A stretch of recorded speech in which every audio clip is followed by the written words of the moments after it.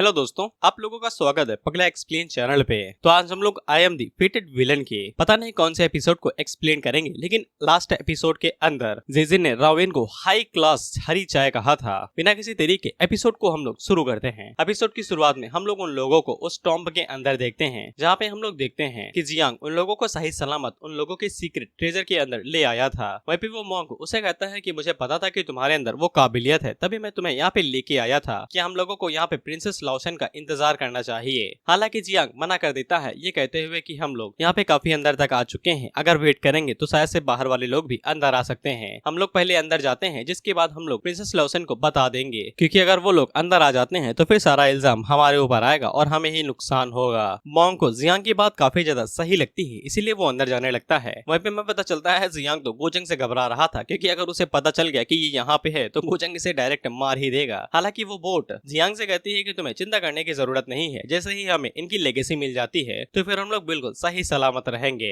फिर हम लोग गोचंग ग्रुप को देखते हैं और उन्हें दिखाई देता है कि गॉडली इल्यूजन क्लैन का पैलेस नीचे की तरफ खुलने लगा है। तो फिर जियान गोचंग और वाघी लोगों से कहती है कि हम लोग यहाँ पे क्यों खड़े हैं, क्यों ना हम लोग अंदर जाए, नहीं तो सारा सामान पहले ही चुरा लिया जाएगा। लेकिन गोचंग आगे से मना कर देता है, कहते हुए कि कौन अंदर जाता है किसी को फर्क नहीं पड़ता। और मिंग को भी पता था कि जो लोग पहले अंदर गए थे उन लोगों को काफी ज्यादा सफरिंग का सामना करना पड़ा था। लेकिन जियान इस चीज को लुटेरे के बारे में समझ लेती है, ये कहते हुए कि अच्छा हम लोग यहाँ पे इसलिए इंतजार कर रहे हैं कि जैसे ही वो लोग वहाँ से सब कुछ लूट के लाएंगे तो हम लोग उन्हें लूट लेंगे। जिसपे गोचंग और मिंग उसके ऊपर चिल्लाते हुए कहती हैं कि कैसे बातें कर रहे हो, हम लोग एकदम ऑर्डिनरी लोग हैं, साला सच्चाई हमारी जबान से टपकती है, तुम हमें लूटने के बारे में बात कर रहे हो, जबकि यही दोनों सबसे बड़े लुटेरे हैं। जिसपे जियान हैरान होकर कहती है कि मुझे क्यों दोषी बनाया जा रहा है, सबसे अच्छी बच्ची तो मैं ही हूँ। अब इसके बाद हम लोग देखते हैं कि जो भी लोग अंदर जाने की कोशिश कर रहे थे उनके ऊपर अजीब से मॉन्स्टर हमला कर देते हैं, जो कि टॉम्ब गार्ड थे, यानी कि कब्र के रखवाले, और वो काफी ज्यादा शक्तिशाली थे, इसीलिए वो काफी आसानी के साथ उन सभी कल्टीवेटर्स को भाई चीर फाड़ दे रहे थे। उन्हीं में से एक मॉन्स्टर एक लड़की के ऊपर अटैक करने वाला था, तो फिर वहाँ पे मुखौटे वाला आ जाता है, जो कि उसे पकड़ के सीधा नीचे गिरा देता है और उससे कहता है कि कमजोर को क्यों मार रहे हो, मुझसे लड़ाई करो। और अब जाके हमें इसका नाम पता चलता है, जो कि होता है जुनियाओ। खैर जिस लड़की को अभी जुनियाओ ने बचाया था, तभी उसके ऊपर एक दूसरा मॉन्स्टर अटैक करता है और उसकी भी मुंडी फाड़ देता है। जिसके बाद वो लोग इसी तरीके से मॉन्स्टर्स को हराते रहते हैं, क्योंकि ये इन्फिनाइट थे। अब इसके बाद हम लोग कब्र के अंदर का सीन देखते हैं, तो ये लोग यहाँ पे आ चुके थे, जहाँ पे लूसेन अपनी ग्रैनी से पूछती है कि मेन लोकेशन कहाँ पे है। तो ग्रैनी आगे से बताती है कि जियांग अंदर जा चुका है और उसे कुछ पता चला है, हम लोगों को भी जल्दी से अंदर चलना चाहिए। वहीं पे लूसेन से हमें पता चलता है कि उसने इस पूरे ही टॉम्ब को एक बीस्ट टोकन की मदद से बांध के रखा हुआ है, यानी कि जो बीस्ट निकल रहे हैं वो इसी टोकन की वजह से हैं। लेकिन लूसेन को पता था कि काफी जल्दी है यहाँ पे कौशी सुप्रीम रियलम के मास्टर भी आ जाएंगे, जो कि आसानी के साथ उनके इस टोकन को तोड़ के अंदर घुसाएंगे। इसीलिए वो लोग जल्दी से अंदर घुसते हैं और टाइम का फायदा उठाने लगते हैं। अब इसके बाद हम लोग एक और मास्टर को देखते हैं, जो कि शायद से ज्यादा पावरफुल था और ये अब एक्शन लेने वाला था उन बीस्टों के खिलाफ में। इसलिए मिंग गोचंग से कहती है कि अगर हम लोग इनके भरोसे रहेंगे तो फिर हमें काफी ज्यादा लेट होगा, हमें ही आगे कदम बढ़ाना पड़ेगा। गोचंग आगे से कहता है जो हुकुम मलिका।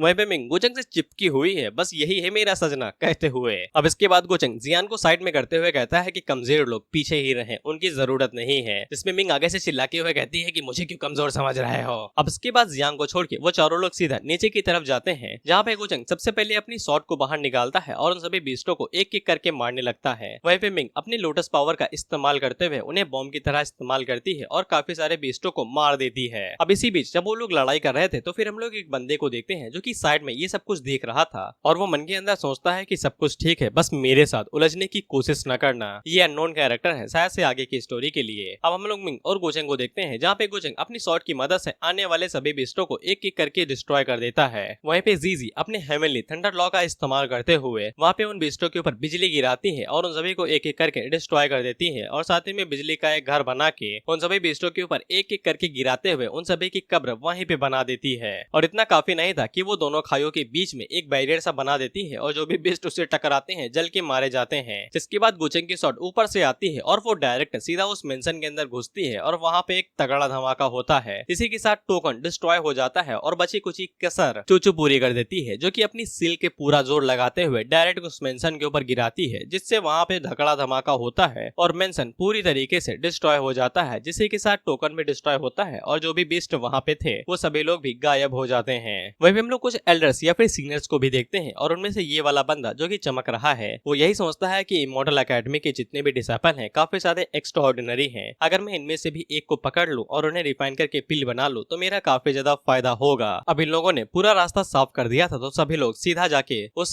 गुफा के अंदर घुसने लगते हैं। वहीं पे रावेन अपने मन के अंदर यही सोचती है कि गुचेंग और उसके साथ ही काफी ज्यादा शक्तिशाली है, क्या मैं उनके खिलाफ उनके साथ खड़ी भी हो पाऊंगी। उसके साथ ही उससे कहती है कि इतना उदास ना हो, अगर हमें उस कबाड़ में से किसी का कचड़ा भी मिल गया तो भी वो फॉर्चून ही होगा। अब इसके बाद हम लोग देखते हैं कि वो सभी लोग भी उस गुफा के अंदर जाते हैं जहाँ पे कई सारे अलग अलग रास्ते बने हुए थे। गुचेंग उनसे कहता है कि ये जगह पूरी तरीके से खतरों से भरी हुई है, इसलिए ग्रुप के अंदर जाने से सिर्फ उन्हें नुकसान ही होगा। मिंग इस बात को समझ जाती है कि गुचेंग अकेला जाना चाहता है कुछ कांड करने के लिए। शी इज वाइफ मटेरियल, समझती है पति देव को क्या चाहिए, इसीलिए वो बाकी लोगों से कहती है कि हमें अलग अलग हो जाना चाहिए, जिससे जितने भी ट्रेजर होंगे वो उन लोगों को अलग अलग ही मिलेंगे और उन्हें कोई भी नुकसान नहीं होगा। जियान मन के अंदर सोचती है कि गुचेंग के साथ जाने से अच्छा तो यही है कि मैं अकेले चली जाऊं, नहीं तो वो सारे मेरे ट्रेजर लूट लेगा। फिनिक्स लेडी और जियान आगे से कहते हैं कि हम दोनों एक साथ जाएंगे। वहीं पे चूचो और जेजी दोनों ही गुचेंग के साथ जाना चाहती थी, लेकिन मिंग उन्हें पहले ही रोक देती है और उसे कहती है कि तुम मेरे साथ चलोगे। तो जेजी चूचो को सीधा मिंग के साथ चिपका देती है, ये कहते हुए कि तुम इसके साथ जाओ, वैसे भी फ्यूचर में तुम्हें इसका सामना करना ही पड़ेगा, राइवल जो है तुम्हारी। जिससे चूचो काफी ज्यादा घबरा जाती है क्योंकि वो मिंग के साथ पंगा नहीं लेना चाहती है। लिस्ट के अंदर पोस्ट ज्यादा हाई है भाई मिंग की। वहीं पे मिंग को एक झटके के अंदर पता चल जाता है कि जीजिन गुचेंग की तरह ही काफी ज्यादा चालाक है, इसे बाटली में उतारना मुश्किल होने वाला है। फिर इसके बाद चूचो और मिंग दोनों एक साथ नहीं जाती हैं और अलग अलग चली जाती हैं। तो फिर जीजिन गुचेंग से कहती है कि काफी शर्मीली है तुम्हारी सेकंड वाइफ। अब इसके बाद हम लोग मिन टॉम्ब को देखते हैं जहाँ पे जियांग और प्रिंसेस दोनों ही आ चुके थे। वो मॉन्क प्रिंसेस को बताता है कि हम लोगों ने यहाँ पे आपकी लेगेसी को ढूंढ लिया है, लेकिन जियांग आगे से बताता है कि इसे एक प्रोटेक्टेड अरे के द्वारा प्रोटेक्ट किया जा रहा है और इसे क्रैक करने में थोड़ा सा टाइम लगेगा। लूसेन आगे से खुश होकर कहती है कि तुम्हें जितना टाइम लेना है ले लो, ये हमारे इंसेक्टर की लेगेसी है। वहीं पे लूसेन का छोटा भाई अपने मन के अंदर सोचता है कि अगर उसे ये लेगेसी हाथों हाथ मिल जाती है तो फिर वो काफी ज्यादा शक्तिशाली रियलम पे पहुंच सकता है, जिसके बाद वो आसानी के साथ गुचेंग जैसे लूजर का थोबड़ा स्मैश कर सकता है। Bro don't ever try this at home. अब इसके बाद हम लोग गुचेंग और जीजिन को एक साथ देखते हैं जहाँ पे वो गुचेंग के साथ फ्लर्ट करने की कोशिश कर रही थी। तो गुचेंग उसे साफ कह देता है कि अपनी मर्यादा का थोड़ा सा ध्यान रखिए, लेकिन जीजिन आगे से कहती है कि बाकियों के सामने तो ठीक है लेकिन प्राइवेट में हम दोनों भाई हैं भाई। इसने सच में बोला वी आर ब्रदर्स। अकेले में जीजिन गुचेंग से कुछ सवाल पूछने की कोशिश करती है लेकिन गुचेंग उसे साफ मना कर देता है, लेकिन वो आगे से कहती है कि मैंने अभी तक तुम्हारे रिकार्नेशन मॉडल 1 होने के बारे में नहीं पूछा है। तो गुचेंग उसे कहता है कि फिर भी नहीं। तो जीजिन उसे कहती है कि तुम अब मुझे भाई बिल्कुल भी मजेदार नहीं लग रहे हो, तुम मुझे विलन होने के लिए फोर्स प्ले कर रहे हो। जिसके बाद वो अपने पास से एक टोकन बाहर निकालती है और ये टोकन गुचेंग ने ही उसे दिया था, ये कहते हुए कि ये जब भी तुम दिखाओगी तो मैं तुम्हारी मदद करने के लिए भागता चला आऊंगा। जिसपे गुचेंग आगे से कहता है कि ये क्यों निकाला भाई, क्या जॉन विक बना के दूसरों का कत्ल करवाओगी मुझसे। जीजिन उसे कहती है कि मैं परेशान नहीं करूंगी, बस एक सिंपल सा सवाल पूछूंगी, मुझे ये बताओ मुझ में और चूचू में से सुंदर कौन है सबसे ज्यादा। गुचेंग मन के अंदर सोचता है कि ये कैसा वाहियात सवाल है भाई, इसीलिए गुचेंग बीच का रास्ता निकालता है और आगे से कहता है कि तुम और चूचू दोनों ही बहुत ज्यादा टैलेंटेड और कमाल के हैं, मुझसे बिल्कुल भी उम्मीद न रखना कि मैं तुम दोनों को कंपेयर भी कर सकता हूँ। मेरे नजरिए के दौरान तुम दोनों ही बहुत ज्यादा इस दुनिया के लिए रेयर ट्रेजर्स में से एक हो, तुम दोनों ही एक बराबर हो और एक कीमती हो। इस पे जीजिन आगे से पूछती है कहीं तुम हम दोनों के साथ थ्रीसम तो नहीं करना चाहते। गुचेंग आगे से कहता है कि मुझे नहीं पता कि तुमने क्या पूछा है। तो जीजिन मन के अंदर सोचती है कि ये फिर भी अभी भी दिखावा कर रहा है, जिसके बाद वो उसे पूछती है तुम्हें यकीन है ना कि तुमने सही रास्ता चूज किया है। गारिंग टेक राधे भैया गए काम से, भैया फंस गए बामुन की लड़की के चक्कर में।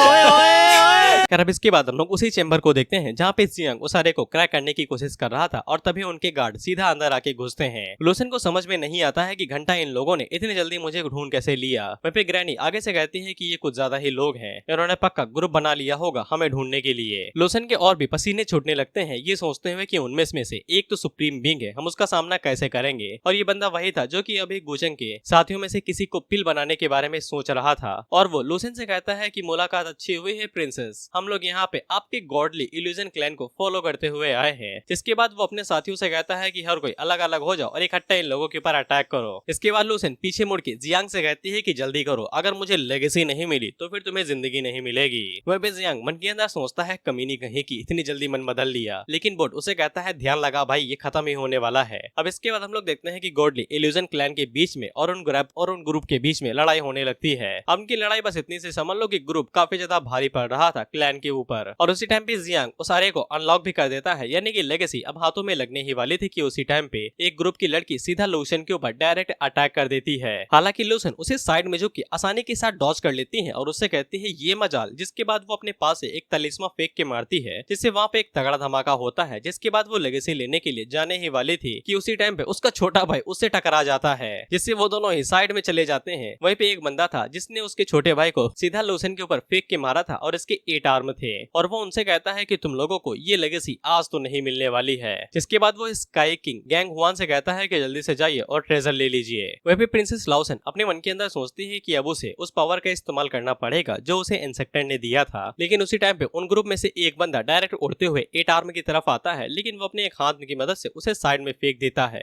और हमें पता चलता है कि ये कांड गुचेंग ने किया था। वहीं पे गुचेंग उन लोगों से कहता है यो तुम लोग तो फाइट कर रहे हो, मुझे देख के मजा आया, लेकिन मैं अभी थोड़ा सा बिजी हूँ, मुझे वो ट्रेजर चाहिए, वो जल्दी से ट्रेजर मेरे हवाले कर दो और तुम लोग गिव अप कर दो तो मैं तुम्हें जाने दूंगा। वो सभी लोग गुचेंग को देख के हैरान तो हो ही जाते हैं क्योंकि वो एक मॉर्टल वन है और ऊपर से उनके साथ जीजिन भी है जो कि मॉर्टल पैलेस की ही एक सेंटनेस है। प्रिंसेस लूसन अपने मन के अंदर सोचती है कि ये बड़वा यहाँ पे कैसे आ गया। ग्रैनी आगे से कहती है कि ये कोई इत्तेफाक नहीं हो सकता है। वहीं पे जियांग की सांसें अटकने लगती है और उसे यकीन हो जाता है कि गुचेंग ने उसके ऊपर ट्रैकिंग डिवाइस लगा रखा है। हालांकि बोट उसे कहती है कि चिंता न करो, उसने यहाँ पे हर किसी को अपना दुश्मन बना ही लिया है, हमारे जिंदा रहने के 99% चांस हैं। वहीं पे 8 आर्म गुचेंग से कहता है कि तुम्हारा इसे क्या मतलब है बेवकूफ कहीं के। वहीं पे रिफाइन करने वाला बंदा आगे से कहता है कि गुचेंग क्यों ना हम लोग आइटम को एक साथ ही एकदम इक्वली बांट ले, वैसे भी तुम हम सभी का सामना एक साथ थोड़ी ना कर सकते हो, तुम थोड़ा सा लालची हो रहे हो। क्या तुम्हें सख्त में लगता है कि तुम हम सभी लोगों का एक साथ सामना कर सकते हो, कहीं आखिर में तुम्हें कुछ भी ना मिले।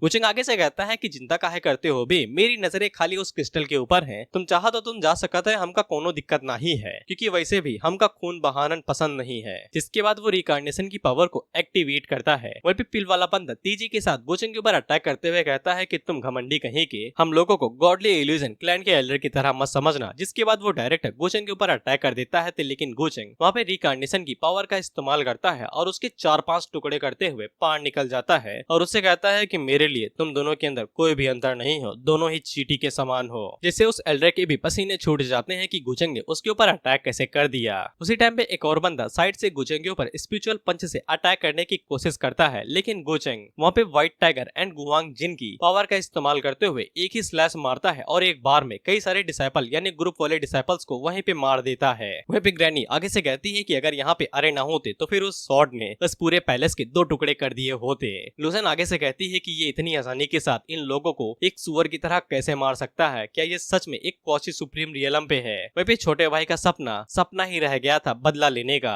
वहीं पे जियांग की अब दुब होने लगती है और वो आगे से कहता है कि एक ग्रेट सेक्ट के लीडर को भी इसने इतनी आसानी के साथ मार दिया। बट उससे कहता है कि देखो मैं यहाँ पे अरे का इस्तेमाल करूंगा जिससे ये पैलेस पूरी तरीके से डिस्ट्रॉय होने लगेगा, तभी तुम इसका फायदा उठाना और तुरंत एक सीक्रेट पैसेज से भाग निकलना। मॉन्क तो साला पहले ही भाग चुका है। वहीं पे जिजिन मन के अंदर सोचती है क्या ठरकी है, मैं अपनी करंट ताकत के साथ सिर्फ एक सेक्ट मास्टर के साथ ही निपट सकती हूँ अगर मैं अपने सभी ट्रम्प कार्ड्स का इस्तेमाल करूँ। ऐसा लगता है कि ट्रेवलर के तौर पे मैं ही यहाँ पे सबसे बड़ा फेलियर हूँ, लेकिन गुचेंग को देख के ऐसा लगता है कि वो मुझसे बड़ा भी ट्रेवलर है, लेकिन वो बाद में कहती है कि नहीं यही है असली फेटेड विलन। अब इसके बाद जिजिन गुचेंग को बताती है कि 8 आर्म भाग रहा है। गुचेंग आगे से कहता है कि नहीं भाग पाएगा, जिसके बाद वो अपने स्पिरिचुअल हैंड का इस्तेमाल करता है और सस्ते 4 आर्म को पकड़ लेता है। 8 आर्म आगे से कहता है कि मुझे ट्रेजर नहीं चाहिए भाई, मुझे जाने दे। गुचेंग आगे से कहता है कि मौका तो दिया था ना, नहीं लिया तो मेरी क्या गलती है। जिसके बाद वो 8 आर्म को इतनी जोर से क्रश करता है कि वो वहीं पे ब्लास्ट हो जाता है और उसके ब्लास्ट होने की वजह से शॉक वेव निकलती है। वहीं पे ग्रैनी लूसन से कहती है कि हमें लेगेसी नहीं चाहिए और निकल लेना चाहिए, लेकिन लूसन अभी भी हार नहीं मानी थी, उसे लेगेसी किसी भी कीमत पे चाहिए थी। उसने कई सालों तक इंतजार किया है, अगर उसे लेगेसी नहीं मिली तो वो खुश नहीं होगी। गुचेंग उससे कहता है कि अब मीम साहब आपकी बारी है।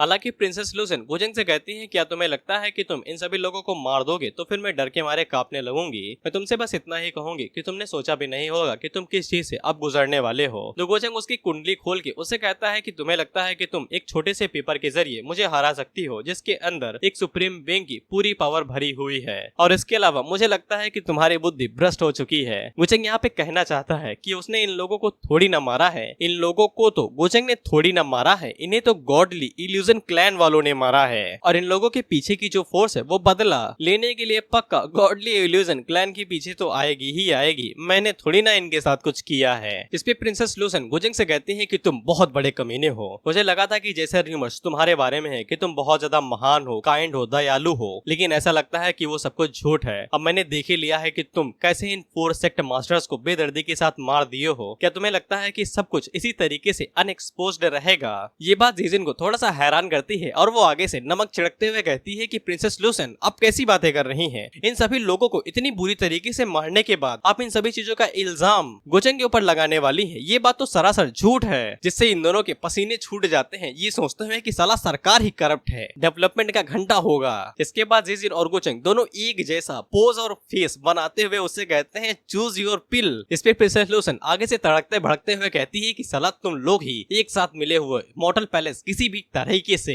एक राइटियस प्लेस नहीं है, मैं तुम लोगों से मरते दम तक लड़ाई करूंगी। हालांकि गुचेंग उसी टाइम पे वहाँ पे अपनी स्पेशल एबिलिटी का इस्तेमाल करता है। तुम्हें याद होगा कि ये कुछ टाइम के लिए टाइम को रोक सकता है, तो गुचेंग उसी एबिलिटी का इस्तेमाल करता है और लाओसन के तलिस्मा इस्तेमाल करने से पहले ही वो तलिस्मा छीन के उसे डिस्ट्रॉय कर देता है और उसे कहता है कि अब क्या करोगे भाई, तुम्हारे पास तो कोई ट्रम्प कार्ड भी नहीं बचा।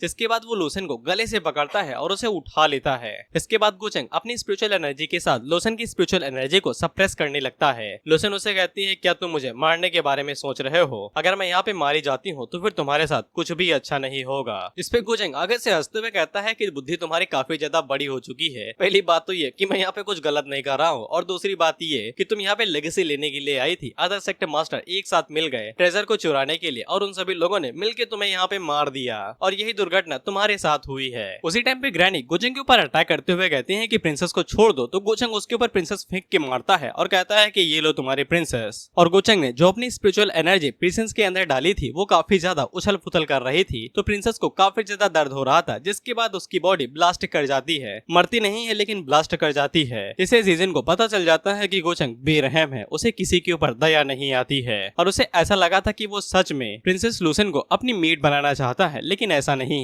अब इसके बाद हम छोटे भाई को देखते हैं जो कि अपनी जान बचाने के लिए वहाँ से भागने की कोशिश करता है, क्योंकि उसे लगता है कि प्रिंसेस पहले ही मारी जा चुकी है। लेकिन वो जैसे ही वहाँ से भागने वाला था तो फिर उसकी बॉडी एक झटके के अंदर वहाँ पे धूल बन के गायब हो जाती है और ये वाला कांड गुचेंग ने नहीं किया था। और हम देखते हैं कि जब वो धूल बन के गायब हो रहा था तो फिर उसकी जो भी एनर्जी थी वो इकट्ठा हो जाती है और वहाँ पे एक बहुत बड़े स्पिरिचुअल बॉडी के अंदर बदल जाती है, जिसको प्रिंसेस कंट्रोल कर रही थी और वो गुचेंग के ऊपर अटैक करते हुए कहती है कि अब तुम मरोगे। गुचेंग उससे कहता है कि ये तरकीब अच्छी है, मैं अगली बार ट्राई करूंगा बलि का बकरा बनाने की। लेकिन वो स्पिरिचुअल बॉडी जैसे ही गुचेंग के ऊपर अटैक करने वाली थी तो गुचेंग वहां से टेलीपोर्ट होके पीछे आ जाता है और उसे कहता है कि इसके पास कौसी एम्परर का इंटेंट है। ऐसा लगता है कि प्रिंसेस के पास कई सारे इल्यूजन कार्ड हैं जिनका वो इस्तेमाल लड़ाई के अंदर कर सकती है, लेकिन ये काफी दुख की बात है कि मेरे पास जादुई चीजें हैं। जिसके बाद वो अपने पास से एक एम्परर का आर्टिफैक्ट बाहर निकालता है जिसके अंदर से बिजली निकल रही थी, जिसी के साथ वो स्पिरिचुअल बॉडी के ऊपर एक तगड़ा ब्लो मारता है तो बॉडी 3-4 हाथ पीछे खिसक जाती है। प्रिंसेस उससे कहती है क्या तुम मुझे सच में मारना चाहते हो? इस पे गुचेंग आगे से कहता है कि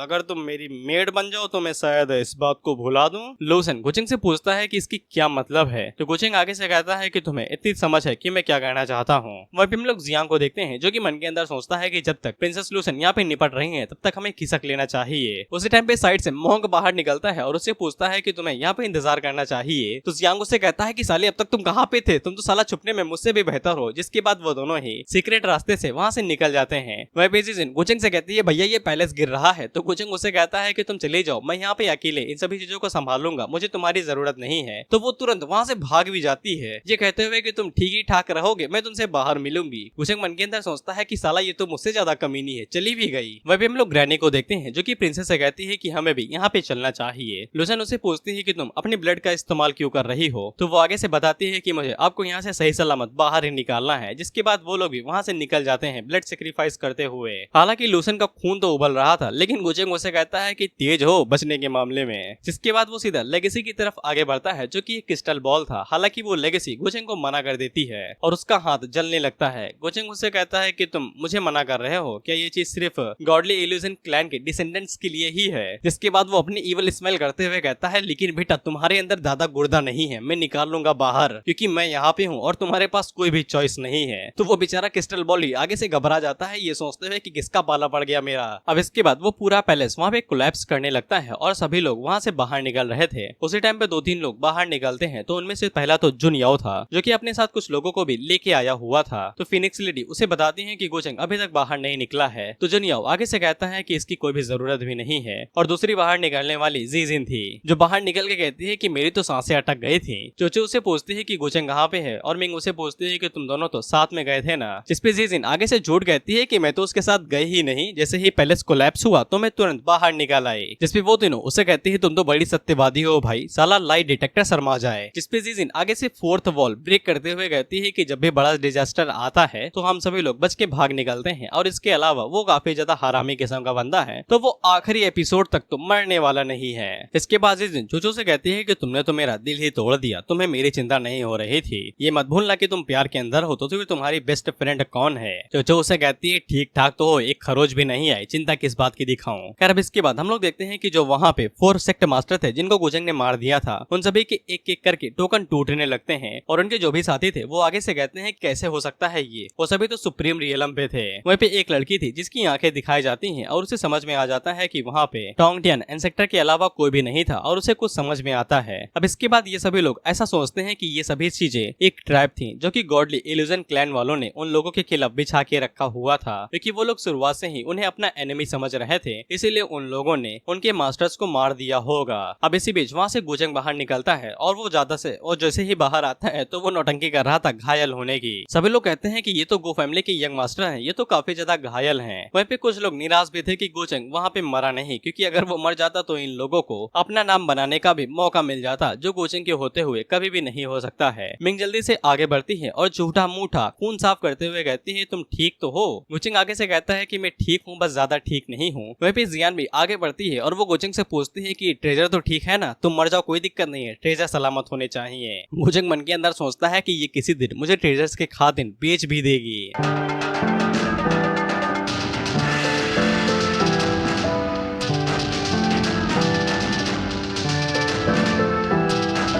वहीं पे जीजिन जोजो से कहती है कि तुम्हें भी जाना है तो तुम जा सकती हो, लेकिन जोजो मना कर देती है। उसी टाइम पे जो लोग अंदर मारे गए थे उन सभी के बाकी लोग वहाँ पे आते हैं और वो गोचंग से पूछते हैं कि अंदर क्या हुआ था, अचानक से वो पूरा महल ढह कैसे गया, कहीं इन सभी चीजों के पीछे गॉडली इल्यूजन क्लैन वाले तो नहीं है, क्या वो भी लोग वहाँ पे मारे गए हैं। इस पे गोचंग वहाँ पे घुमा फिरा पे बातें ये कहता है कि उन लोगों ने गॉडली इल्यूजन क्लैन को हल्के में ले लिया, ये उनके इंसेक्टर की टॉम्ब है, इसीलिए यहाँ पे जो कुछ भी हुआ है वो लोग ही शायद इसके पीछे हो सकते हैं। और वो आगे से झूठ के कहता है कि मैंने उन लोगों से लड़ाई भी की ट्रेजर के लिए, लेकिन वो ट्रेजर सिर्फ उनके डिसेंडेंट के लिए ही बना हुआ था, इसीलिए उन लोगों को जैसे ही ट्रेजर मिला वो लोग वहाँ से निकल चले थे और वो सभी चाहते हैं कि हम मारे जाएं। जिसके बाद वो उन लोगों से कहता है कि तुमने उनकी पार्टी के अंदर एक मॉन्क को देखा होगा, शायद से वही वो भड़वा होगा जिसने वहाँ पे अरे फॉर्मेशन को ट्रिगर कर दिया होगा, इसीलिए पैलेस पूरा नीचे ढह गया। अब इस पे ये लोग आगे से भड़कते हुए कहते हैं कि उसी की वजह से हमारे इंसेक्टर मारे गए हैं, ये बिल्कुल भी माफीनामा नहीं है, हम उन्हें नहीं छोड़ेंगे और गॉडली इल्यूजन क्लैन को भी सबक सिखा देंगे। वहीं पे मिंग गोचंग की तरफ देखती है तो गोचंग उसकी तरफ देखता है और उसे समझ में आ जाता है कि यही है असली कातिल। अब इसके बाद हम लोग गोचंग को देखते हैं जो कि राविन और उसके साथियों से दोस्ती ले लेता है और वहाँ से विदाई कर लेता है। वहीं पे राविन अपने मन के अंदर बस यही सोच रही तो कि अगली बार मिलूंगी तो गर्दा उड़ा दूंगी। इसके बाद गोचंग पीछे मुड़ के मिंग और जियान की तरफ देखता है तो मिंग उसे पूछती है कि तुम वापस जा रहे हो क्या अपनी इमॉर्टल एकेडमी। जियान आगे से बताती है कि हाँ उसे कुछ काम है, तो वो गोचंग की तरफ देखते हुए पूछती है कि तुम्हें गोचंग की मदद नहीं चाहिए क्या, लेकिन जियान आगे से मना कर देती है ये कहते हुए कि मुझे उसकी जरूरत नहीं है। जिसके बाद वो भी वहाँ से निकल जाती है। अब इसके बाद हम लोग चूचू और जीजिन को देखते हैं और जीजिन चूचू से कहती है कि तुम्हारे पिछले कैरेक्टर के बर्ताव की वजह से मुझे लगता है कि तुम गोचंग जैसे किसी को पसंद नहीं करोगी। चूचू आगे से कहती है कि मैंने कभी कहा ही नहीं कि मैं उसे पसंद करती हूँ, लेकिन जीजिन उसे बातों में घसीटने लगती है ये कहते हुए कि तुमने अचानक से मॉडल 1 को ढूंढने के बारे में अपना ख्याल छोड़ दिया, जिसके बाद तुम्हारी पर्सनैलिटी काफी ज्यादा इम्प्रूव हो गई और अचानक से गोचंग मॉडल 1 बन गया। इन सभी चीजों को देखते हुए ऐसा लगता है कि असली सच ये है। चूचू इससे थोड़ा सा घबरा जाती है और पूछती है कि तुम्हारा क्या मतलब है, लेकिन जीजिन आगे से कुछ भी नहीं कहती है और बस यही सोचती है कि इसके रिएक्शन से तो यही पता चलता है कि ये दोनों मिले हुए हैं और मुझे पक्का यकीन है कि गोचंग यहाँ पे ऑथेंटिक मॉडल 1 है और गोचंग जैसे पर्सन के साथ रहने से काफी ज्यादा मजा मिलता है। अब इसके बाद हम लोग गॉडली इल्यूजन क्लैन को देखते हैं जहाँ पे लूसन आती है और वो अपने फादर को सब कुछ बता देती है। उसके फादर आगे से कहते हैं कि वो गोचंग साला इतना ज्यादा कमीना और इतना हरामी किस्म का बंदा है, बेशक वो एक नंबर 1 यंगर जनरेशन के लिए वर्दी नहीं है। लूसेन आगे से कहती है कि अगर आपने मुझे वो सब्स्टिट्यूट पपेट वाला डेथ नहीं दिया होता तो साला मैं यहाँ पे आपके पास खड़ी ना होती और ये बता ना रही होती। गोचेंग बहुत ही ज्यादा शक्तिशाली और रूथलेस है। उसने आसपास के इलाकों में ये फेक न्यूज फैला दी है कि उसने जो भी कारनामे किए हैं उन सभी चीजों के पीछे गॉडली इल्यूजन का हाथ है। लूसेन के फादर आगे से कहते हैं कि हम उसे बिल्कुल भी हल्के में नहीं ले सकते हैं। उसकी वजह से एवरी फोर्स जो कि बाहर फैली हुई है वो हमसे नफरत करती है। अगर उसने हमें बलि का बकरा ना बनाया होता तो फिर हमें इतनी सारी प्रॉब्लम्स का सामना ना करना पड़ता।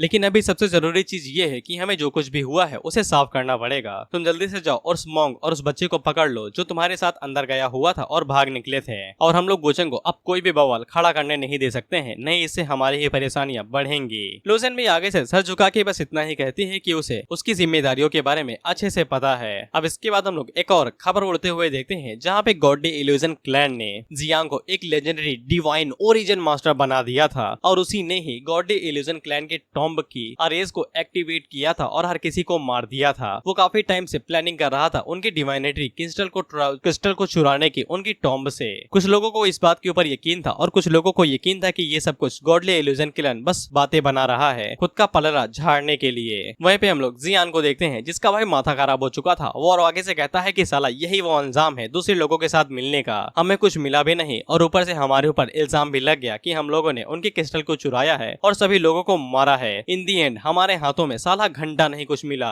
मोंग आगे से कहता है कि ऐसा लगता है कि हम दोनों अब एक ही नाव के ऊपर सवार हैं। जियांगो से कहता है कि मोटे तेरी वजह से ही मैं यहाँ पे फंसा हुआ हूँ, अगर तूने मुझे घसीटा ना होता तो फिर मैं कभी भी इस मामले के अंदर न फंसता। मोंग आगे से कहता है कि मुझे थोड़ी ना पता था कि वो लोग पीठ के अंदर छुरा भोग देंगे। जियांग आगे से कहता है कि मैंने लूसन के लिए सारे काम किए, उसके लिए अरे खोली, उसके लिए क्रिस्टल बॉल लाया और आखिर में उसने मुझे ये धोखा दिया। जब मैं ताकतवर होऊंगा मैं उसे छोड़ूंगा नहीं। मोंग उसे कहता है कि अभी इस बारे में सोचने का कोई भी फायदा नहीं है, मुझे एक जगह के बारे में पता है कि हम लोग वहाँ पे जा सकते हैं और सेफ रहेंगे, क्या तुम मेरे साथ आना चाहोगे? जियांग उसे पूछता है कहाँ पे जा रहे हो, मैं जानना चाहूंगा कि कहाँ पे जाना चाहते हो। इसमें मोंग आगे से बताता है फ्लोटिंग बुद्धिस्ट टेम्पल। अब इसके बाद हम लोग गोचेंग को देखते हैं जो कि उनकी लेगेसी गॉडली इल्यूजन क्लैन की लेगेसी के क्रिस्टल को भाई धड़ाधड़ एब्जॉर्ब करते हुए जा रहा था और हमें गोचेंग से पता चलता है कि लूसेन ने जो भी बातें बाहर फैला दी हैं उससे ये बात साफ हो जाती है कि वो लोग गोचेंग के साथ अभी पंगा नहीं लेना चाहते हैं। इससे गोचेंग के पास भी एक रीजन है कि वो उन्हें नहीं मारेगा और इससे वो लोग अपनी जान बचा लेते हैं। गोचेंग हमें ये भी बताता है कि सू किंग जुड़वा बहनों में से बड़ी वाली बहन जी फैमिली गई हुई है, वहीं भी उसकी छोटी बहन किंग जुआन उसकी मदद कर रही है 13 टुल्टेरो की टेरिटरी के अंदर चीजों को संभालने के लिए। अब इसके बाद गोचेंग अपने बचे कुछ ट्रेजर्स को भाई संभाल के रख रहा था, ये कहते हुए कि बाकी काम मुझे खुद ही करना पड़ेगा। उसी टाइम पे उसका गार्ड उसे बताता है कि लूसेन उसे मिलने के लिए आई हुई है। गोचेंग मन के अंदर सोचता है कि ये क्यों आई है, जिसके बाद वो उसे अंदर आने देता है।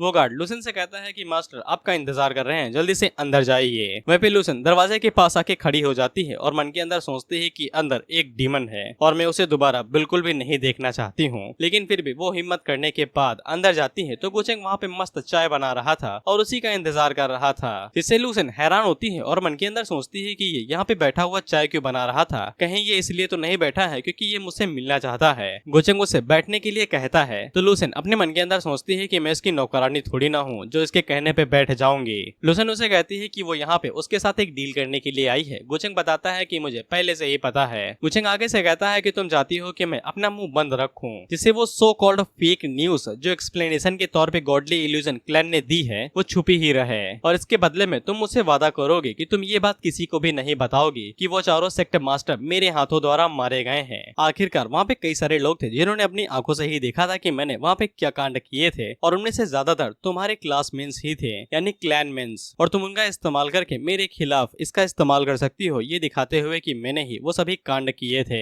लूसेन आगे से पसीने में भीग रही थी डर के मारे, लेकिन वो फिर भी गोचेंग से अकड़ के कहती है कि तुम्हें इस बारे में अच्छे से पता है, अगर तुम टारगेट नहीं होना चाहते हो तो इस बारे में भूल जाओ, हम लोग उस डिवाइनिटी क्रिस्टल के बारे में भी भूल जाएंगे। हमारे पास कोई भी वजह नहीं है कि हम लोग गो फैमिली को अपना दुश्मन बनाए, जब तक तुम शांत रहते हो तब तक सब कुछ ठीक है। गोचेंग आगे से कहता है मुझे नहीं लगता है कि ये डील थोड़ी भी दमदार है, क्योंकि मैंने उन लोगों को मारने के बारे में सोचा तो बेशक मुझे उनकी रिलेशन के बारे में घंटा फर्क नहीं पड़ता है और गो फैमिली के साथ मैं जितने चाहे उतनों की लाशें बिछा सकता हूँ। और दूसरी बात ये कि जब तक ग्रेट सोल मास्टर उनकी मेमोरीज को बाहर निकालेगा दिखाने के लिए, क्या तुम्हें सच में लगता है कि तब तक तुम मेरे साथ कम्पीट भी कर सकती हो? इस पे लूसेन गोचेंग से कहती है कि तो फिर मुझे क्या करना पड़ेगा तुम्हें इस बात के लिए हामी भरवाने के लिए? गोचेंग उसकी तरफ पंखा फेंक के देता है और उसे कहता कहता है कि सिंपल सी बात है, तुम यहाँ पे एक हॉस्टेज के तौर पे रहोगी और मेरी मेड बन के। लूसन उसे कहती है कि तुम कितना आगे तक जाओगे, ये बहुत ज्यादा हो रखा है। तो गोचंग उसे सीरियस होकर कहता है कि अगर ऐसी बात है तो फिर गॉडली इल्यूजन क्लैन का वजूद में होना भी कोई मायने नहीं रखता है। तो लूसन उसे कहती है कि डील में हम थोड़ा चेंजेस कर सकते हैं, अगर तुम्हें हॉस्टेज ही चाहिए तो मेरी बहन कैसी रहेगी। गोचंग उसे कह देता है कि मैं सब्र का पानी नहीं हूँ, मेरे अंदर बिल्कुल भी सब्र नहीं है और मैं चीजों को ज्यादा नहीं सोचता हूँ। लूसन अपने मन के अंदर सोचती है कि वो एक डिवाइन एम्प्रेस फ्यूचर में बनने वाली है गॉडली इल्यूजन क्लैन की।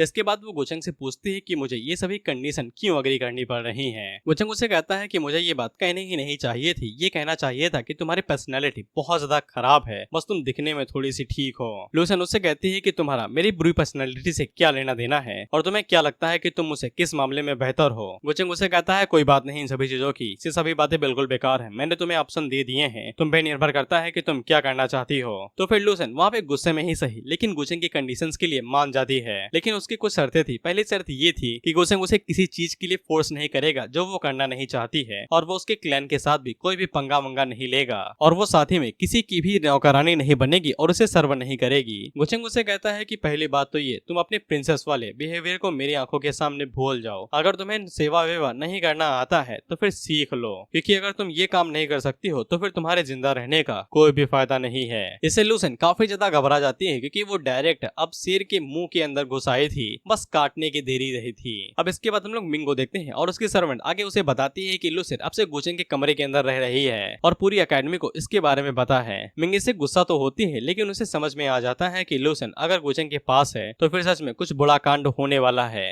अब इसके बाद हम लोग कियोस स्टार टेरिटरी को देखते हैं, जहाँ पे हम लोग देखते हैं कि गोचंग ने यहाँ पे पूरी तरीके से कंट्रोल कर लिया था। इसीलिए कुछ लोग थे जो कि गोचंग के बारे में बात कर रहे थे, ये कहते हुए कि अगर हम लोग गो फैमिली से थोड़ा बहुत भी रिश्ता बना लेते हैं तो फिर हमारे लिए काफी ज्यादा फायदेमंद रहेगा। हालांकि इनकी लक वैल्यू 0 के बराबर थी। वहीं पे गोचंग आता है जो की अपने मन के अंदर सोचता है कि यहाँ पे बाइरन नहीं है और न ही वो बाइगुन को बचाने के लिए गई हुई है, अभी के लिए उसे घर पे ही जाने देते हैं क्योंकि वही सही रहेगा। उसी टाइम पे वहाँ पे किंग जुआन आती है जो की छोटी वाली बहन है और वो गोचंग से पूछती है कि वो यहाँ पे क्या करने के लिए आया है। गोचंग उसे पूछता है कि यहाँ का मैनेजमेंट कैसा चल रहा है, क्या सब कुछ ठीक ठाक है, जिसपे किंग जोन आगे से हैंड साइन बनाते हुए कहती है कि सब कुछ भला चंगा चल रहा है और यहाँ की इनकम लुटेरे के मुकाबले में 30% से बढ़ गई है और अगले 3 सालों के अंदर ये डबल भी हो सकती है। इसके बाद किंग जोन गोचंग से पूछती है कि उसका यहाँ पे आने का कोई मकसद है क्या। तो गोचंग आगे से बताता है कि मैं यहाँ पे किसी का इंतजार कर रहा हूँ, कुछ मास्टर्स का। और उसी टाइम पे हम लोग देखते हैं कि लूसन वहाँ पे आती है जो की अपने क्लैन के कुछ मास्टर्स या फिर एल्डर्स को भी लेके आई थी और वो गोचंग से कहती है कि तुम कुछ ज्यादा ही कर रहे हो, ना ही तुम मेरा इस्तेमाल करना चाहते हो बल्कि मेरी फैमिली के स्ट्रॉन्गेस्ट मेंबर्स का भी इस्तेमाल करना चाहते हो। वहीं पे किंग जोआन को समझ में आ जाता है कि गोचंग ने एक नई मेट ढूंढ ली है क्योंकि उसकी बहन और वो गोचंग के साथ कुछ टाइम तक नहीं रहे थे। गोचंग लॉसन से पूछता है क्या तुम्हें कोई इससे दिक्कत है, तो लॉसन आगे से गुस्से में फूल के कहती है कि कोई दिक्कत नहीं है। अब इसके बाद हम लोग डीमन वर्ल्ड के सोलार डोमेन को देखते हैं, जहाँ पे कुछ लोग बात कर रहे थे कि तुमने सुना है कि डीमन वर्ल्ड के अंदर अपर वर्ल्ड से कोई पावरफुल बंदा आने वाला है जो कि काफी ज्यादा शक्तिशाली है और उसका बैकग्राउंड भी काफी ज्यादा बड़ा है। और साथ ही में वो लोग किसी लड़की के बारे में भी बात कर रहे थे जो उसके साथ मुकाबला कर सकती है और उन दोनों के बीच का रिश्ता कुछ ज्यादा खास नहीं है। अब इसके बाद हम लोग एक बंदे को देखते हैं और शायद से यही बाइकुन है जो कि अपनी पीछे खड़ी लड़की से पूछता है क्या तुम्हें पता है कि वो पर्सन जो ऊपर से आ रहा है कि कौन है। वो लड़की आगे से बताती है कि योर मजेस्टी यानी कि क्वीन ने अभी तक उसके बारे में कोई भी चीज नहीं बताई है, बस अभी को यही पता है कि उसका बैकग्राउंड काफी ज्यादा मिस्टीरियस और ताकतवर है। और साथ ही में क्वीन ने वहाँ पे उसके लिए स्टार स्नैचर टेम्पल को भी तैयार किया है खास उसके लिए। इसे बाइकुन काफी ज्यादा हैरान होता है और यही सोचता है कि कोई अचानक से अपर रियलम से नीचे क्यों आ रहा है, कहीं अंकल भाई के साथ कुछ हो तो नहीं गया। उम्मीद करता हूँ वो तुम्हें पट्टी वाला बंदा याद होगा जो व्हील चेयर के ऊपर बैठा था। लेकिन बाइकुन को ऐसा भी लगता है कि ये पर्सन एक कार्ड हो सकता है जो उसके फादर उसके लिए छोड़ के गए होंगे, इसीलिए वो फैसला यही करता है कि उसे सबसे पहले उस चीज को चेक करना पड़ेगा कि वो पर्सन उसकी साइड पे है या फिर दूसरी साइड पे है। वैसे भी उसकी कल्टीवेशन सेक्रेट रियलम पे पहुंच चुकी है और जब पॉर्गेडीज का बॉन्केट हो रखेगा तब उसके पास एक मौका होगा जहाँ पे याओई अपनी फिजिकल बॉडी के अंदर आएगी और तब वो उसके ऊपर शायद अटैक कर सकता है। लेकिन उसकी सेफ्टी के लिए उसे सबसे पहले उस बंदे के बारे में पता लगाना पड़ेगा जो अपर वर्ल्ड से आ रहा है कि वो उसका दोस्त है या फिर दुश्मन। अब इसके बाद हम लोग देखते हैं कि सीधा बाइकुन के पास एक किंगजू नाम की औरत आती है जो कि उससे कहती है कि तुमने मुझे क्यों बुलाया है, अभी मेंशन के अंदर काफी ज्यादा काम चल रहा है और मेरे पास टाइम बिल्कुल भी नहीं है, फालतू वजह से बुलाए होगे तो मैं तुरंत चली जाऊंगी।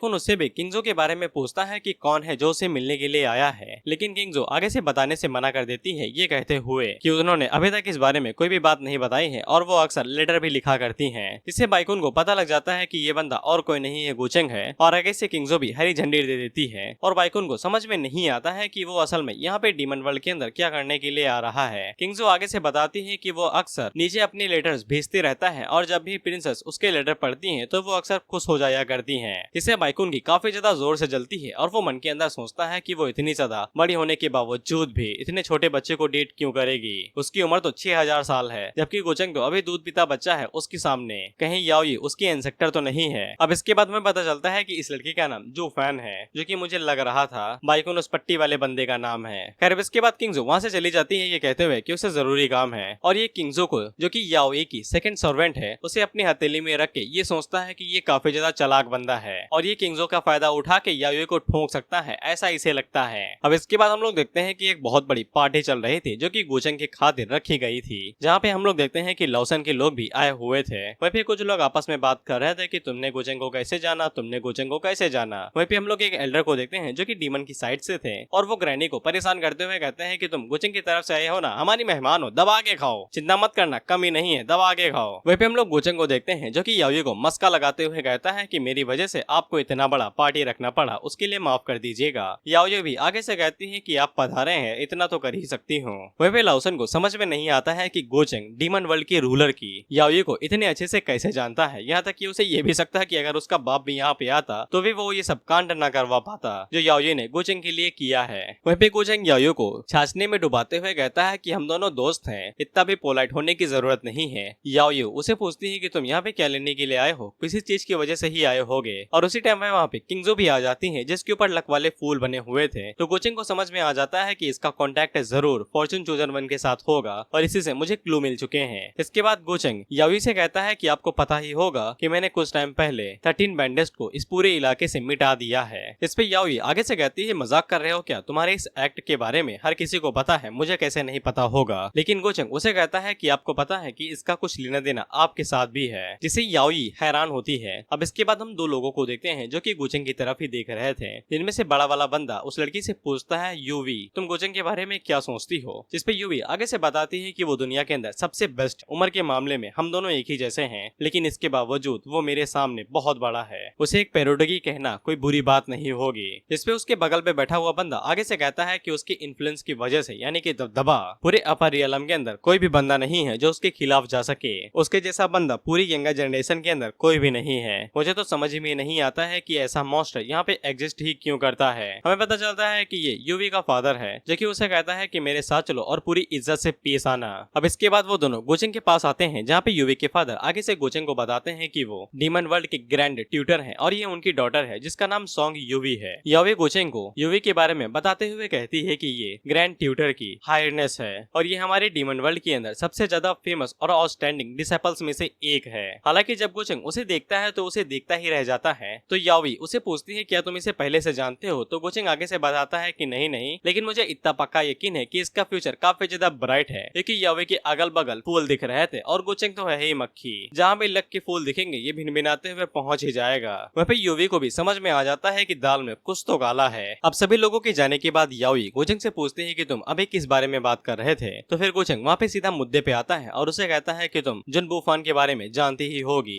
इसे याओई के पैरों तले जमीन खिसक जाती है और उसकी चारों मेट काफी ज्यादा घबरा जाती हैं, ये सोचते हुए कि तुम्हें इसका नाम नहीं लेना चाहिए था एम्प्रेस के सामने। इसके बाद गुचेंग याओई से कहता है कि जब मैं बाइकुन से बातचीत कर रहा था तो फिर मुझे सोलार डीमन ओवरलॉर्ड के बारे में पता चला था कि उसने एक रिक्वेस्ट बाइकुन के साथ की थी जो कि एक बैग था और उस बैग को जो बुफान नाम के एक बंदे को देना था। और अगर मुझे सही से याद है तो फिर जो बुफान वही बंदा है ना जो कि सोलार डीमन का हायर था 6000 साल पहले। इस पे याओ आगे से कोई भी रिएक्शन नहीं देती है, बस इतना ही कहती है कि ये बात बताने के लिए शुक्रिया कि जो बुफान ने अपनी मौत का नाटक किया था। इस पे गुचेंग आगे से कहता है कोई बात नहीं है भाई, दोस्ती में सब कुछ जायज है, और उसे अब इस कहानी की स्क्रिप्ट समझ में आ चुकी है कि आगे क्या होने वाला है। अब इसके बाद याओ गुचेंग से कहती है कि रात ढल चुकी है, ये मेरी 4 फीमेल डिसाइपल्स हैं जो कि काफी ज्यादा प्यारी हैं और शुद्ध हैं और ऊपर से आज्ञाकारी हैं। अगर तुम चाहो तो तुम इनमें से किसी एक को चूज कर सकते हो, रात में तुम्हें ये सर्व करेंगी, या फिर तुम चारों को ही चूज कर सकते हो। अब इसे इन चारों के भाई चेहरे लाल होने लगते हैं। वहीं पे किंगजो के तो पसीने छूट छूटने लगते हैं क्योंकि इसने अपना दिल किसी और को दे दिया है। लेकिन गोचेंग आगे से कुछ कह पाता कि इससे पहले ही लूसन पीछे से कहती है कि ये भूल जाइए, गोचेंग हमारा काफी ज्यादा पिकी बंदा है। उसकी बीवी प्रिंसेस मिंग है जो कि इमोर्टल पैलेस की प्रिंसेस है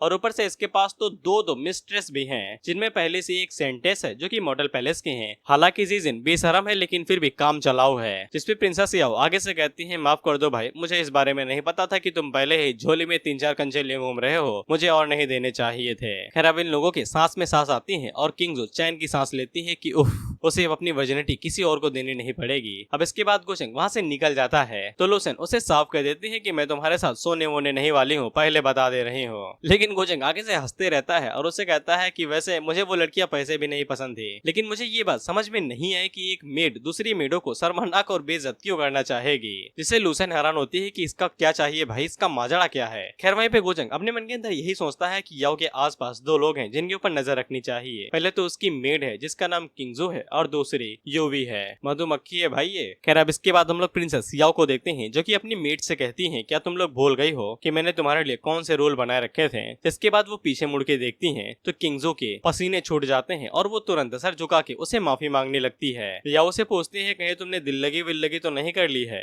जिसपे किंगजो आगे से बताती है कि वो अभी तक पूरी तरीके से प्योर एंड क्लियर है और उसने अपनी बाउंड्री अभी तक लांगी नहीं है और वो झूठ नहीं बोल रही है। जिसपे प्रिंसेस याओ उसे कहती है कि मैं इस बार इस मामले को जाने दे रही हूँ, लेकिन अगर मुझे पता चल गया कि वो आदमी कौन है तो फिर मैं उसके इतने टुकड़े करूंगी कि ढूंढने से भी नहीं मिलेंगे। अब तुम लोग यहाँ से निकल सकते हो। इससे किंगजो काफी ज्यादा घबरा जाती है। अब इसके बाद हम लोग जुन वूफान को कुछ लोगों के साथ देखते हैं जो कि वो उसे अपना मास्टर कह रहे थे। ये दोनों आगे से बताते हैं कि इन लोगों ने personally responsible for the royal wine banquet यानी कि दावत के अंदर अपना पूरा कंट्रोल ले लिया है और ये वाली दावत डीमन वर्ल्ड के एक्स्ट्रा ऑर्डिनरी डिसाइपल के लिए रखी जाने वाली है जो कि 3 दिन बाद होने वाली है। जुन वूफान आगे से कहता है कि हालांकि हमने भले ही रॉयल वाइन के ऊपर अपना पूरा कंट्रोल ले लिया है, लेकिन याओ की अवेयरनेस काफी ज्यादा है, वो पक्का कोई ना कोई बंदा ढूंढ ही लेगी इस पॉइजन को टेस्ट करने के लिए। और इसके अलावा ये पॉइजन अभी तक पूरी तरीके से बना नहीं है, हम लोगों को पूरी तरीके से दावत का फायदा उठाना पड़ेगा ताकि हम लोग याओ को मार सके। लेकिन अभी भी कुछ चीजें हैं जिन्हें हमें रोकने के लिए कुछ चीजों का फायदा उठाना पड़ेगा। इस पे ये लोग आगे से बताते हैं कि चिंता की बात नहीं है, इन लोगों ने कई सारी जगहों पे अपने अड्डे बिछा रखे हैं और कई सारे क्लैन के अंदर भी इन लोगों के आदमी छुपे पड़े हैं और साथ ही में बचे हुए 5 डीमन ओवरलॉर्ड्स भी इनका साथ देंगे। जुन वूफान आगे से कहता है कि इस बात को 6000 साल हो चुके हैं, उसके पास कई सारे मौके रहे होंगे तभी वो कौसी निर्वाणा रियलम तक पहुंच पाई है, लेकिन इस बार मैं पक्का करूंगा कि वो बच के भाग ना पाए। तभी उस टाइम पे वहाँ पे सीधा किंगजो आ जाती है तो जोफान उन लोगों को वहाँ से जाने के कहता है, जिसके बाद वो जाके दरवाजा खोलता है और उसे पूछता है कि तुम इतना पसीने में क्यों भीगी हुई हो, अंदर आओ के पानी पियो। इसके बाद किंगजो उसे सारी बात बताती है जो गोचेंग के साथ सोने वाली हुई थी। तो जो वूफान आगे से चिल्लाते हुए कहता है कि याओ की इतनी हिम्मत कैसे हुई कि वो तुम्हें मजबूर करे गोचेंग के साथ सोने के लिए, और उसने तुम्हें मजबूर भी किया कि मैं तुमसे सारा पीछे छुड़ा लूं, नहीं तो वो तुम्हें मार देगी। साथ ही में किंगजो उसे ये भी बता देती है कि गोचेंग ने उसके बारे में याओ को बता दिया है, जिससे जुन वूफान को समझ में आ जाता है कि अब इन लोगों को ज्यादा देरी नहीं करनी चाहिए। इसके बाद वो जुन वूफान से पूछती है कि अब हम लोग आगे क्या करेंगे। तो जुन वूफान उसे कहता है कि मैं चाहता हूँ कि तुम मेरे लिए एक काम करो, अगर हम लोग ये काम कर लेते हैं तो फिर हम लोगों को याओ के बारे में ज्यादा चिंता करने की जरूरत नहीं है और हमें इस तरीके से चुप चुप के मिलने की जरूरत भी नहीं रहेगी।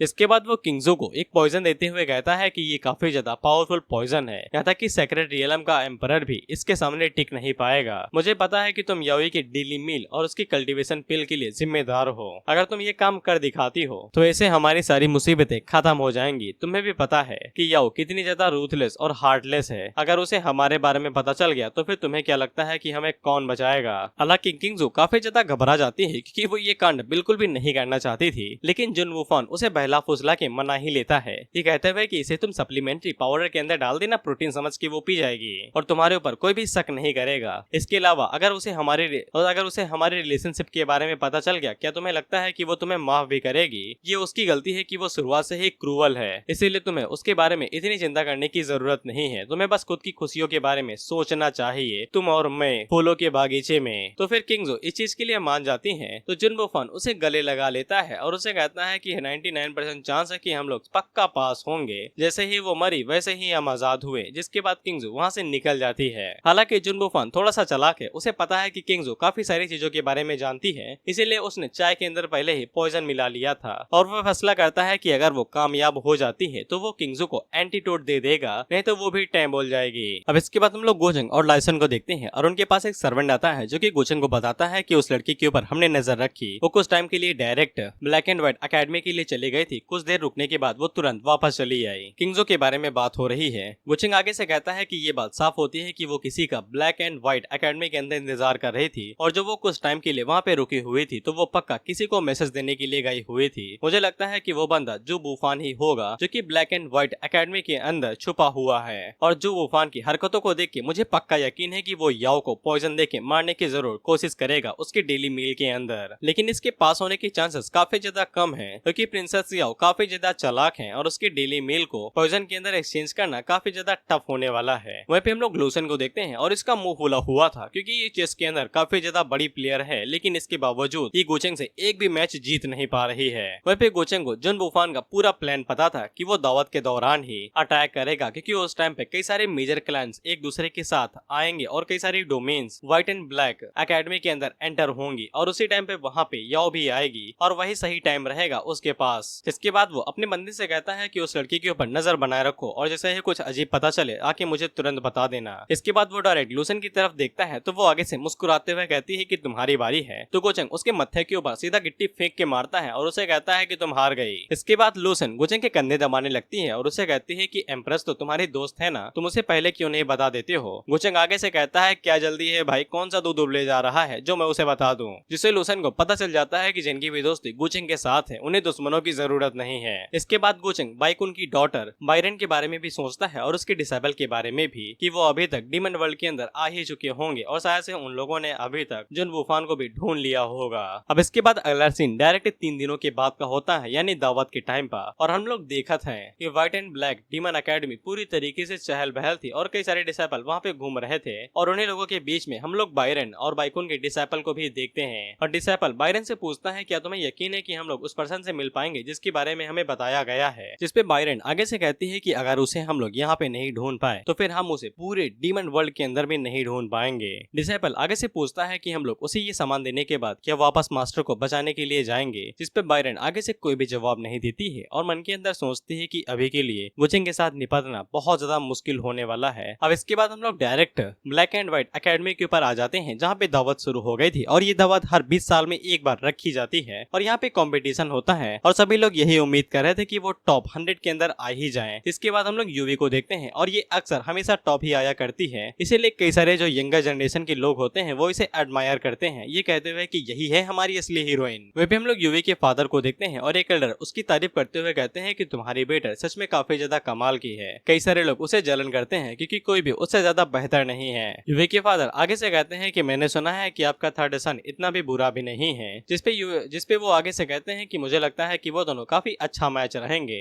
जिसपे यूवी के फादर आगे से कहते हैं कि बच्चों को जो करना है वो खुद से करें, हम लोग बीच में ना ही घसीटे तो ज्यादा बेहतर रहेगा। शायद से ये गोचंग को अपना घर जमाई बनाना चाहते हैं। अब इसके बाद हम लोग वहाँ पे जू वूफान को भी देख लेते हैं और ये भी भाई पावरफुल लोगों में से एक से आता है और कई सारे यंगस्टर इसे भी एडमायर करते हैं कि ये भी एक आउटस्टैंडिंग डिसाइपल है। वहीं पे जुन वूफान यूवी से कहता है कि मैंने तुम्हें कुछ टाइम से देखा नहीं, कहाँ पे गई हुई थी। यूवी उसे साफ कहती है कुछ काम था बे, तुझसे क्या लेना देना है, क्या तुम उसे मिलना चाहता था। इस पे जूफान आगे से कहता है कि मैं दरअसल तुमसे कुछ पूछना चाहता था कि अपर वर्ल्ड से जो फेमस बंदा आया है कहीं वो मास्टर गुजेंग तो नहीं है। जिस पे यूवी आगे से कहती है कि वो बिल्कुल परफेक्ट मैन है। जिस पे जुन वूफान आगे से कहता है कि काफी अजीब बात है कि तुम किसी की तारीफ कर रही हो। जिस पे यूवी आगे से कहती है कि मैं कहना चाहती हूँ कि वो एक परफेक्ट बंदा है सच में। इसीलिए जुन वूफान अपने मन के अंदर सोचता है गोचंग तुम बाहर के हो, मेरे डीमन वर्ल्ड से दूरी रहो, नहीं तो मुझे तुम्हें मारने में कोई भी आपत्ति नहीं होगी।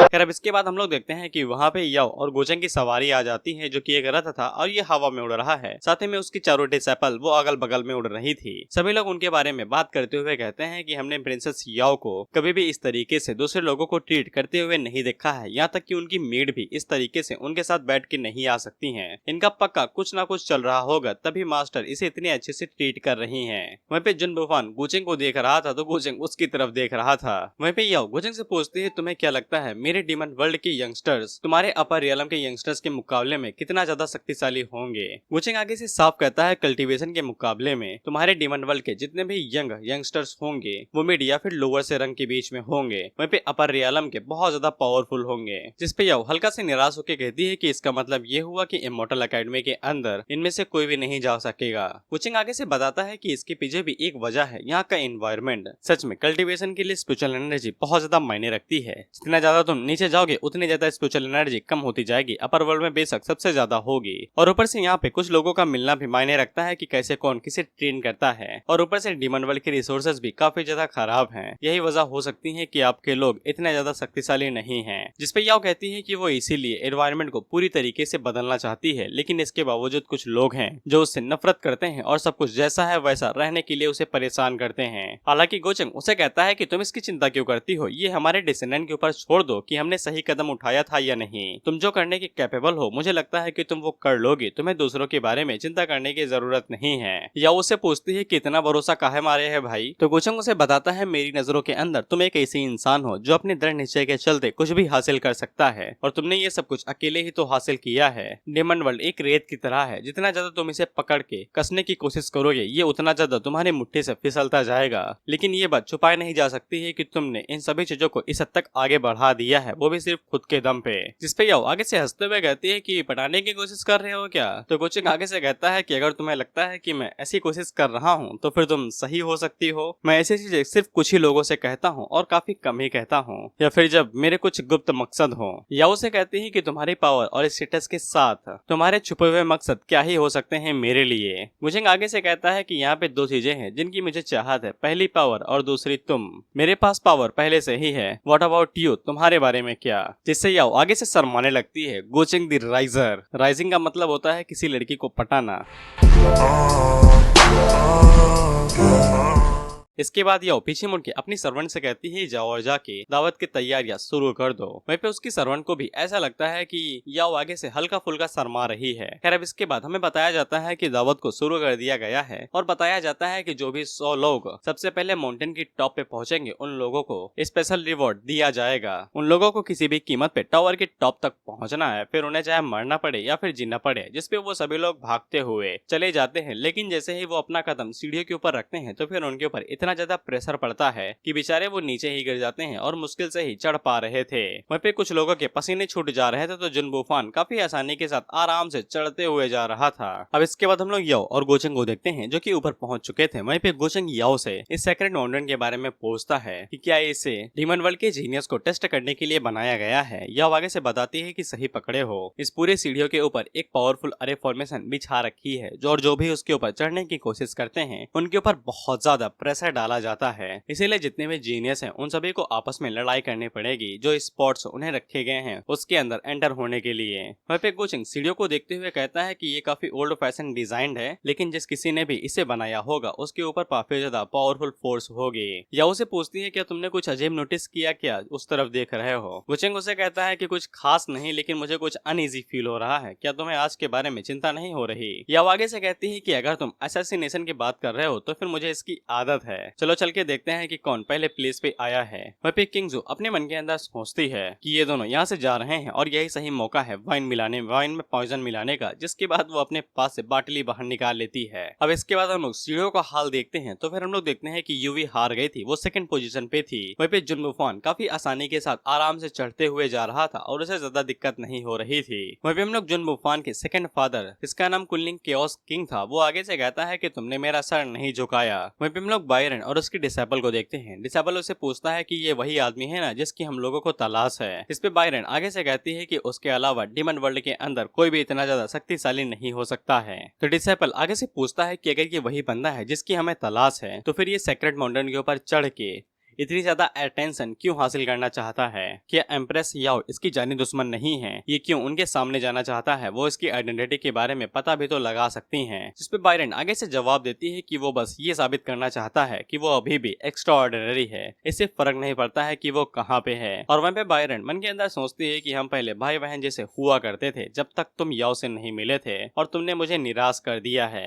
प्यार वाला रिश्ता है। इसीलिए बायरन मन के अंदर सोचती है कि अगर उसे कहीं भी थोड़ा सा भी मौका मिल जाता है गोचेंग के ऊपर भरोसा करने का तो फिर वो गोचेंग के हवाले ये बैक कर देगी अपनी फादर की लाइफ के बदले में। अब इसके बाद जन बुफान टॉप पे पहुंच जाता है तो याओ उसे वेलकम करती है और उसे कहती है कि तुम्हारी आज के परफॉर्मेंस लाजवाब थी, तुमने मेरा दिल खुश कर दिया। वहीं पे गोचेंग जानबूझ के नमक छिड़कते हुए कहता है कि इसका नाम कुछ ज्यादा यूनिक नहीं है, जिसपे याओ आगे से बताती है कि जब मैंने पहली बार सुना था तब मैं भी हैरान हुई थी, लेकिन इसके अलावा ये केओस किंग का बेटा है जो कि मेरे काफी ज्यादा अच्छे एडवाइजर हैं और मुझे इसके बारे में बैकग्राउंड के बारे में सब कुछ पता है। वही भी गोचेंग उसकी लक वैल्यू देखते हुए कहता है कि हाँ ये काफी ज्यादा टैलेंटेड है जो कि अभी तक दिखाई नहीं जा रही थी। अब इसके बाद जुन बुफान उन लोगों को ग्रीटिंग्स देता है और मन के अंदर सोचता है याओ यू बिच, तुम गोचेंग के साथ इतनी हंसी खुशी से बातें कर रही हो, तुम्हें पता भी है कि मैंने दूसरे साइड पे क्या क्या झेला है। खैर अब इसके बाद गोचेंग आगे बढ़ता है और उसे बधाई देता है, लेकिन जानबूझ के उसका नाम जुन बुफान ले लेता है जो कि इसके पास्ट लाइफ का असली नाम था। इसे कुछ सेकंड के लिए इसकी आंखें बाहर आ जाती हैं, लेकिन बाद में गोचेंग कहता है कि मैंने गलत नाम ले लिया, माफ कर दो भाई, नामों के बीच में कंफ्यूजन रहता है। इस पे जुन बुफान भी आगे से कुछ भी नहीं कहता है और वहाँ से चुपचाप चला जाता है। या वहाँ पे आती है और गोचेंग से कहती है कि तुमने इसे डरा दिया ना, जाओ और जाके अपनी सीट ले लो, ये ऐसा ही है। जाते समय जुन बुफान किंगजो से टेलीपैथी के जरिए पूछता है कि सब कुछ ठीक जा रहा है ना, जिसपे किंगजो आगे से बताती है कि सब कुछ ठीक ठाक जा रहा है और याओ को अभी तक कुछ भी नहीं पता चला है।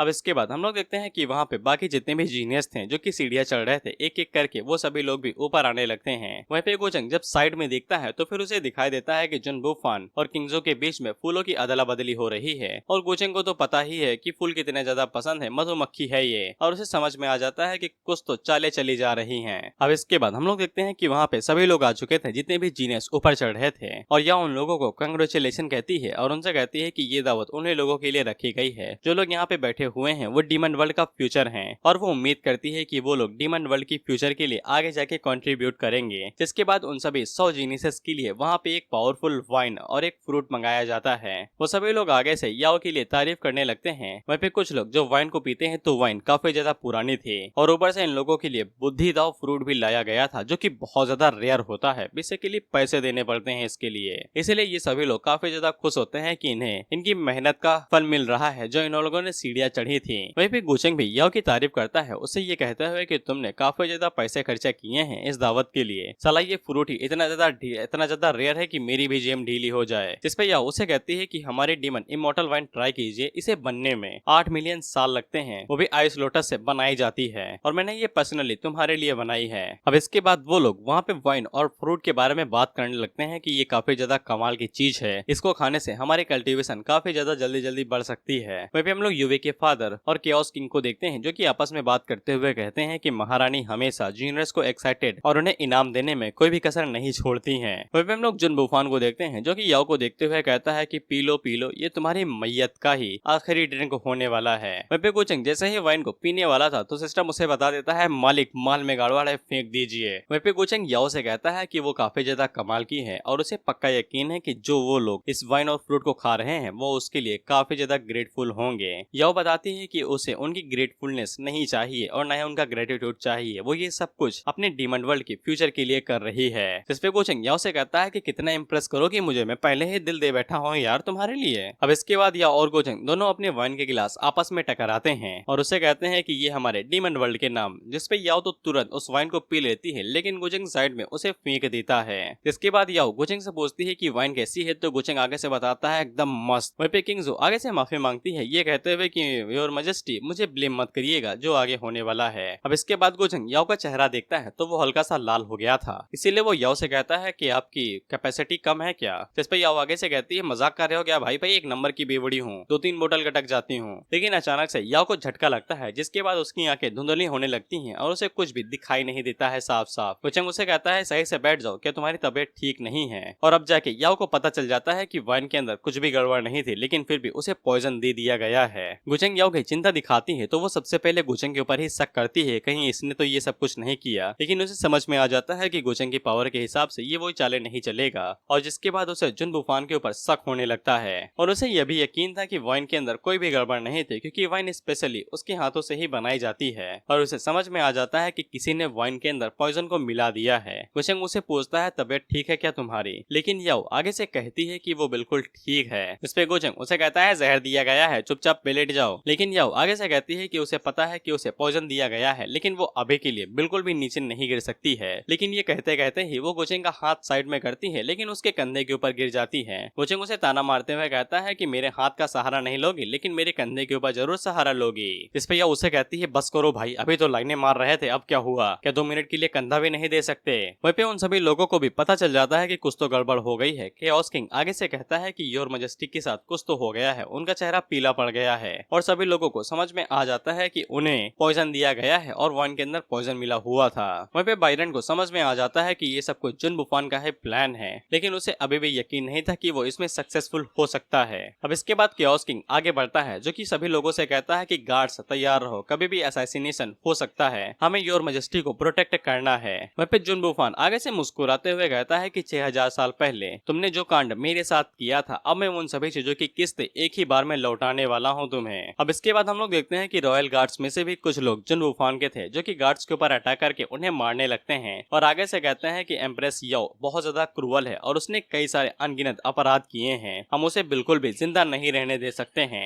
उसी टाइम पे जुन बुफान के कुछ साथी भी वहाँ पे निकल आते हैं, जो कि गार्ड्स के ऊपर अटैक करके उन्हें मारने लगते हैं। और सभी लोग आगे से कहते हैं कि एकेडमी के एल्डर्स भी उन 5 डीमन ओवरलॉर्ड्स में से एक हैं। अब इसके बाद वहाँ पे तगड़ा अटैक होने लगता है, और कुछ लोग प्रिंसेस याओ के ऊपर अटैक करने के लिए नीचे आ रहे थे, तो जो भी 100 जीनियस थे वो आगे आके खड़े हो जाते हैं ताकि वो याओ को बचा सके। यूवी वहाँ से जाते हुए जुन बुफान से कहती है कि मैं योर मजेस्टी की जिम्मेदारी तुम्हारे ऊपर छोड़ रही हूँ और वहाँ पे जाके मदद कर रही हूँ। जुन बुफान उसे कहता है कि अगर तुम चीजें हैंडल ना कर सको तो सिर्फ खुद को प्रोटेक्ट करना। अब इसके बाद हम लोग केओस किंग को देखते हैं, जो कि अपनी स्पिरिचुअल बॉडी के अंदर आ चुके थे, और वो उन सभी गार्ड्स को मारते पीटते उन सभी लोगों को हरा रहे थे कि उसी टाइम पे एक एल्डर उसके ऊपर अटैक करते हुए कहता है कि तुम्हारा अपोनेंट मैं हूँ। इसके बाद वो अपनी दोनों गदा से डायरेक्ट केओस किंग के सीने के ऊपर अटैक करता है, जिससे वो उड़ते हुए दूर जाके गिरते हैं। सभी लोग कहते हैं कि केओस किंग भी आगे से हार गए, जबकि वो तो सुप्रीम रियलम पे थे, अब हम लोग आगे क्या करेंगे। वहीं पे गोचेंग आगे से मस्त फ्रूट खाते हुए कहता है मुझे लगता है कि अब आप खतरे में हैं, आपके कुछ एक्सपर्ट आपको बचाने के हालातों में नहीं हैं, और अभी तक तो कोई रियल बंदा सामने भी नहीं आया है आपके ऊपर अटैक करने के लिए। जिसपे याओ गोचेंग से कहती है कि वो आज केयरलेस थी, और वो गोचेंग से पूछ लेती है क्या तुम्हें आज के असैसिनेशंस के बारे में पता था कि मेरे ऊपर अटैक होने वाला है, इसीलिए तुम इतना ज्यादा सरप्राइज नहीं हो, कहीं ये तुम्हारा ही अल्टरनेटिव मोटिव तो नहीं है कि मेरे लिए तुम ये सब कांड कर रहे हो। गोचेंग आगे से कहता है बिल्कुल नहीं भाई, मैं तो इन्हें जानता भी नहीं हूँ, और रही बात दूसरे प्लान्स की, तो फिर अभी आप खतरे में हैं, क्या ये परफेक्ट टाइम नहीं है मेरे लिए एक हीरो बन के ब्यूटी को बचाने का। जिसपे याओ वहाँ पे बैठ जाती हैं और अपने पॉइजन को रिमूव करते हुए गोचेंग से कहती है क्या तुम मुझे पटाने के लिए ये सब कुछ कांड कर रहे हो, क्या तुम्हें लगता है कि इससे तुम मुझे पटा लोगे। गोचेंग आगे से कहता है कि एग्जैक्टली मैं यही चाहता हूँ, अगर तुम अग्री कर देती हो तो ये और भी ज्यादा अच्छा रहेगा। जिसपे याओ उसे कहती है कि तुम बिल्कुल भी अच्छे इंसान नहीं हो, मुझे गारंटी देके कहती हूँ। वहीं पे जुन बुफान उन दोनों को देखते हुए कहता है कि सालों मरने वाले हो, इसके बावजूद वहाँ पे बैठ के इतने आराम से बातें कर रहे हो और हर्ष खेल रहे हो, कुछ तो डरो। और वो मन के अंदर सोचता है कि अंकल ये अभी तक नहीं आए हैं। अब इसके बाद हम लोग देखते हैं कि वहाँ पे तगड़े धमाके हो रहे थे, और एक चोटी के ऊपर हम लोग बाप बेटे को देखते हैं, जहाँ पे बेटा अपने बाप से पूछता है क्या हम लोग उनकी मदद करने के लिए जाने वाले नहीं हैं, लेकिन बाप आगे से कहता है कि कोई नहीं फर्क पड़ता, उन्हें मारने दो याओ को, अगर वो मर जाती है तो हमारे क्लैन के लिए ही ये अच्छा होगा, बस दिखावा करो कि हम यहाँ पे थे ही नहीं। अब वो लोग इस बारे में बात कर ही रहे थे कि उसी टाइम पे हम लोग देखते हैं कि वहाँ पे एक गजब का स्पिरिचुअल प्रेशर आता है, यहाँ तक कि केओस किंग भी इस प्रेशर से काफी ज्यादा घबरा जाते हैं। वहीं पे यूवी के फादर जल्दी यूवी से कहते हैं कि यहाँ से निकलो, मैं उसे रोकने की कोशिश करता हूँ। इसके बाद वो अपने स्पिरिचुअल बैरियर की मदद से उसे रोकने की कोशिश करते हैं, लेकिन वो बंदा इतनी तेजी के साथ आता है कि वो बैरियर को तोड़ते हुए उन्हें पार करके निकल जाता है और डायरेक्ट प्रिंसेस याओ के सामने जाके खड़ा हो जाता है। सभी लोग आगे से कहते हैं कि ये सेक्रेट एम्परर रियलम पे है और इसके अंदर से एक टेरिफाइंग किलिंग इंटेंट निकल रहा है। वहीं पे गोचेंग आगे से कहता है कि मेन कोर्स आ गया, मेन कोर्स आ गया भाई। वहीं पे याओ को ऑरा की मदद से पता चल जाता है कि ये बंदा कौन है। वहीं पे जुन बुफान खुश हो जाता है कि उसके अंकल आखिरकार आ ही गए हैं। वहीं पे हम लोग देखते हैं कि नाइट डीमन, इसका नाम नाइट डीमन ही है, वो आगे से निकलते हुए कहता है कि याओ ने कई सारे बुरे काम किए हैं और आज वो उसे हेवन की बिहाफ पे पनिश करने के लिए आया है। हम देखते हैं कि नाइट डीमन के पास निर्वाणा वेपन भी था, जो कि सोलर हेवनली सॉर्ड है। नाइट डीमन उन लोगों से कहता है कि वो वो सिर्फ एक को मारने के लिए आया है, बाकियों को नहीं। यह आगे से कहती है कि ये नाइट डीमन है, सोलार डीमन ओवरलॉर्ड का एक जनरल। मैंने कई सारे लोगों को इसके पीछे भेजा था, लेकिन इसके बावजूद इसके बारे में कोई भी पता नहीं था। मुझे लगा कि ये मर गया है, लेकिन सोचा भी नहीं था कि ये ऐसे एंट्री मारेगा। गुचेंग आगे से कहता है कि इतने सालों के बावजूद साले की लॉयल्टी तो कुत्ते से भी ज्यादा है। वहीं पे याओ को ऐसा लगता है कि नाइट डीमन ही इन सभी चीजों के पीछे है, क्योंकि अभी तक जुन बुफान सामने नहीं आया था। वहीं पे वो अपने मन के अंदर सोचती है कि नाइट डीमन के पास सोलार हेवनली सॉर्ड है, और अगर वो अपनी करंट स्टेट के अंदर होती तो शायद से वो एक वेपन को समन कर पाती, लेकिन अभी के लिए ये सब कुछ नामुमकिन है। हम देखते हैं कि कई सारी डिसाइपल्स जो कि याओ की सर्वेंट थी वो सभी सामने आ जाती हैं याओ को बचाने के लिए। याओ उनसे कहती है कि चली जाओ, नाइट डीमन का टारगेट मैं हूँ, तुम सभी लोग बेफालतू में ही उसके हाथों से मारी जाओगे। लेकिन वो लोग आगे से मना कर देते हैं, ये कहते हुए कि हम लोग आपके लिए जान भी दे सकते हैं, अगर आप हेल के अंदर जाएंगे तो भी हम लोग आपके साथ ही जाएंगे। इस पे नाइट डीमन आगे से कहता है कि 6000 साल हो गए हैं, ऐसा लगता है कई सारे लोग तुम्हारे सिलेक्शन के अंदर फंस चुके हैं, अगर ऐसी बात है तो फिर इनमें से कोई भी नहीं बचेगा। अब इसके बाद यहाँ पे मजबूरी में याओ को गोचेंग से सामने घुटने टेकने ही पड़ते हैं, और वो गोचेंग से कहती है कि मैं तुमसे कोई मदद मांग सकती हूँ, मैं चाहती हूँ कि तुम इस ट्रबल को संभालो, और अभी जो तुमने बात कही थी बीवी वाली, मैं उसके बारे में सोचूंगी। गोचेंग आगे से कहता है कि हम दोनों अजनबी थोड़ी ना हैं, और वैसे भी मुझे लोगों की मदद करना काफी ज्यादा पसंद है। नाइट डीमन गोचेंग से कहता है कि तुम एक बाहर वाले हो, हमारे डीमन वर्ल्ड के मैटर्स में उंगली ना करो तो ज्यादा बेहतर रहेगा। मेरा तुम्हारे साथ लड़ने का कोई भी इरादा नहीं है, लेकिन अगर तुम्हें ऐसा लगता है कि तुम इमॉर्टल गू फैमिली के चलते जो चाहे वो कर सकते हो तो फिर ये बात बिल्कुल गलत है। मैं तुम्हें बहुत ज्यादा बुरी तरीके से मारूंगा। जिसके बाद वो अपने प्रेशर को और भी ज्यादा बढ़ाता है, लेकिन गोचेंग को घंटा फर्क नहीं पड़ता, और वो आगे से कहता है कि मैं तो बाहर वाला हूँ भी, और मुझे वैसे भी इस डीमन वर्ल्ड के अंदर कोई भी इंटरेस्ट नहीं है, लेकिन अगर तुम मेरी आंखों के सामने याओ को मारना चाहते हो तो फिर मैं तुम्हें पहले मार दूंगा। याओ भी अपने मन के अंदर सोचती है कि ये बस कौसी सुप्रीम रियलम पे है, लेकिन इसके बावजूद ये एक सुप्रीम रियलम के बंदे से लड़ना चाहता है। वहीं पे नाइट डीमन अपनी पावर्स को निकालते हुए कहता है कि गोचेंग आज मैं तुम्हें मार दूंगा, ये आखिरी मौका है, चाहो तो अपनी जान बचा लो। लेकिन गोचेंग उसे कहता है कि ये बात सत्य है कि याओ ने तुम्हारी फैमिली को मार दिया था, लेकिन तुम उसे छू नहीं सकते हो। मैं तुम्हारी जान बख्श सकता हूँ तुम्हारी कल्टीवेशन सील करने के बाद, अगर तुम अपनी जिंदगी की भीख मांगो। वहीं पे जुनबाओ अपने मन के अंदर सोचता है कि अंकल काफी ज्यादा गुस्से में है, गोचेंग तुमने ये खुद अपने ऊपर लिया है, अब मुझे दोष मत देना। वहीं पे गोचेंग आगे से हमला करते हुए कहता है कि तुम तो साला डर रहे हो, तुम्हारे अंदर तो हिम्मत ही नहीं है। इसके जवाब में नाइट डीमन अपनी शॉट के साथ सामने की तरफ एक स्लैश मारता है, तो स्लैश की वजह से गोचेंग की शॉट बीच में ही रुक जाती है, जिससे गोचेंग काफी ज्यादा हैरान होता है और सोचता है कि ये तो रिजोनेंस ऑफ ग्रेट दाव है। उसी के बाद गोचेंग की शॉट वहीं पे रुक जाती है और एक तगड़ा स्लैश सीधा जाके गोचेंग से टकराता है और वहाँ पे तगड़ा धमाका होता है। सभी लोग आगे से कहते हैं कि उसने सच में सोलार हेवनली शॉट का इस्तेमाल किया है और साथ ही में पावर ऑफ सुप्रीम रियलम के भी। वहीं पे युवे के फादर आगे से कहते हैं कि उस शॉर्ट स्लैश के अंदर ग्रेट दाव था और साथ ही में हेवंस एंड अर्थ की हेवनी भी। मुझे लगता है कि गोचेंग की कब्र अब तक खुद चुकी होगी। वहीं पे जुनबो अपने मन के अंदर सोचता है कि इससे कोई फर्क नहीं पड़ता है कि तुम कितना ज्यादा शक्तिशाली हो, ये अटैक काफी है तुम्हें 10 बार मारने के लिए। लेकिन उसकी आंखें तो फट तब जाती हैं जब वो धुएं के अंदर टावर ऑफ वर्ल्ड डोमिनेशन को देखता है, और गोचेंग नाइट डीमन से कहता है खाया पिया क्या नहीं भाई, थोड़ा जोर से हमला मारो, मुझे तो खुजली भी नहीं हुए। नाइट डीमन ये देख के हैरान हो जाता है कि गोचेंग के हाथों के अंदर legendary tower of world domination है। वहीं पे याओ भी हैरान हो जाती है और मन के अंदर सोचती है कि साले के पास कितनी ट्रिक्स छुपी हुई हैं, जब देखो तब कोई ना कोई चीज बाहर निकाल लेता है। वहीं पे नाइट डीमन को समझ में आ जाता है कि जब तक गोचेंग यहाँ पे है वो कभी भी याओ के करीब नहीं जा सकता है, इसीलिए उसे गोचेंग को यहाँ से लेके जाना पड़ेगा ताकि बाकी लोग याओ के ऊपर अटैक करके उसे मार सके। जिसके बाद वो टेलीपैथी के जरिए बुन जाओ से कहते हैं कि मैं गोचेंग को यहाँ से लेके जा रहा हूँ, तब तुम मौका ढूंढ के याओ को मार देना। और जब भी ये लोग टेलीपैथी का इस्तेमाल करते हैं तो इनके फूल आपस में एक्सचेंज होते हैं, जिससे गोचेंग को पता लग जाता है कि कुछ तो काम चल रहा है। गोचेंग को समझ में आ जाता है कि ये क्या प्लान है, तो वो direct tower of world domination का इस्तेमाल करते हुए नाइट डीमन के ऊपर अटैक कर देता है। लेकिन नाइट डीमन उसे अपनी शॉट की मदद से रोकता है और गोचेंग को अपने डायमेंशन के अंदर लेके चला जाता है। वहीं पे सभी लोग आगे से कहते हैं कि गोचेंग को यहाँ से ले जाया जा चुका है, अब सब कुछ धीरे धीरे खत्म हो जाएगा, हमें मैजेस्टी को प्रोटेक्ट करना पड़ेगा। वहीं पे जुन बुफान अपने मन के अंदर सोचता है कि याओ की कल्टीवेशन सील हो चुकी है, उसके आसपास जितने भी फीमेल ऑफिशियल हैं उनके बारे में चिंता करने की जरूरत नहीं है, यही सही टाइम है एक्शन लेने का।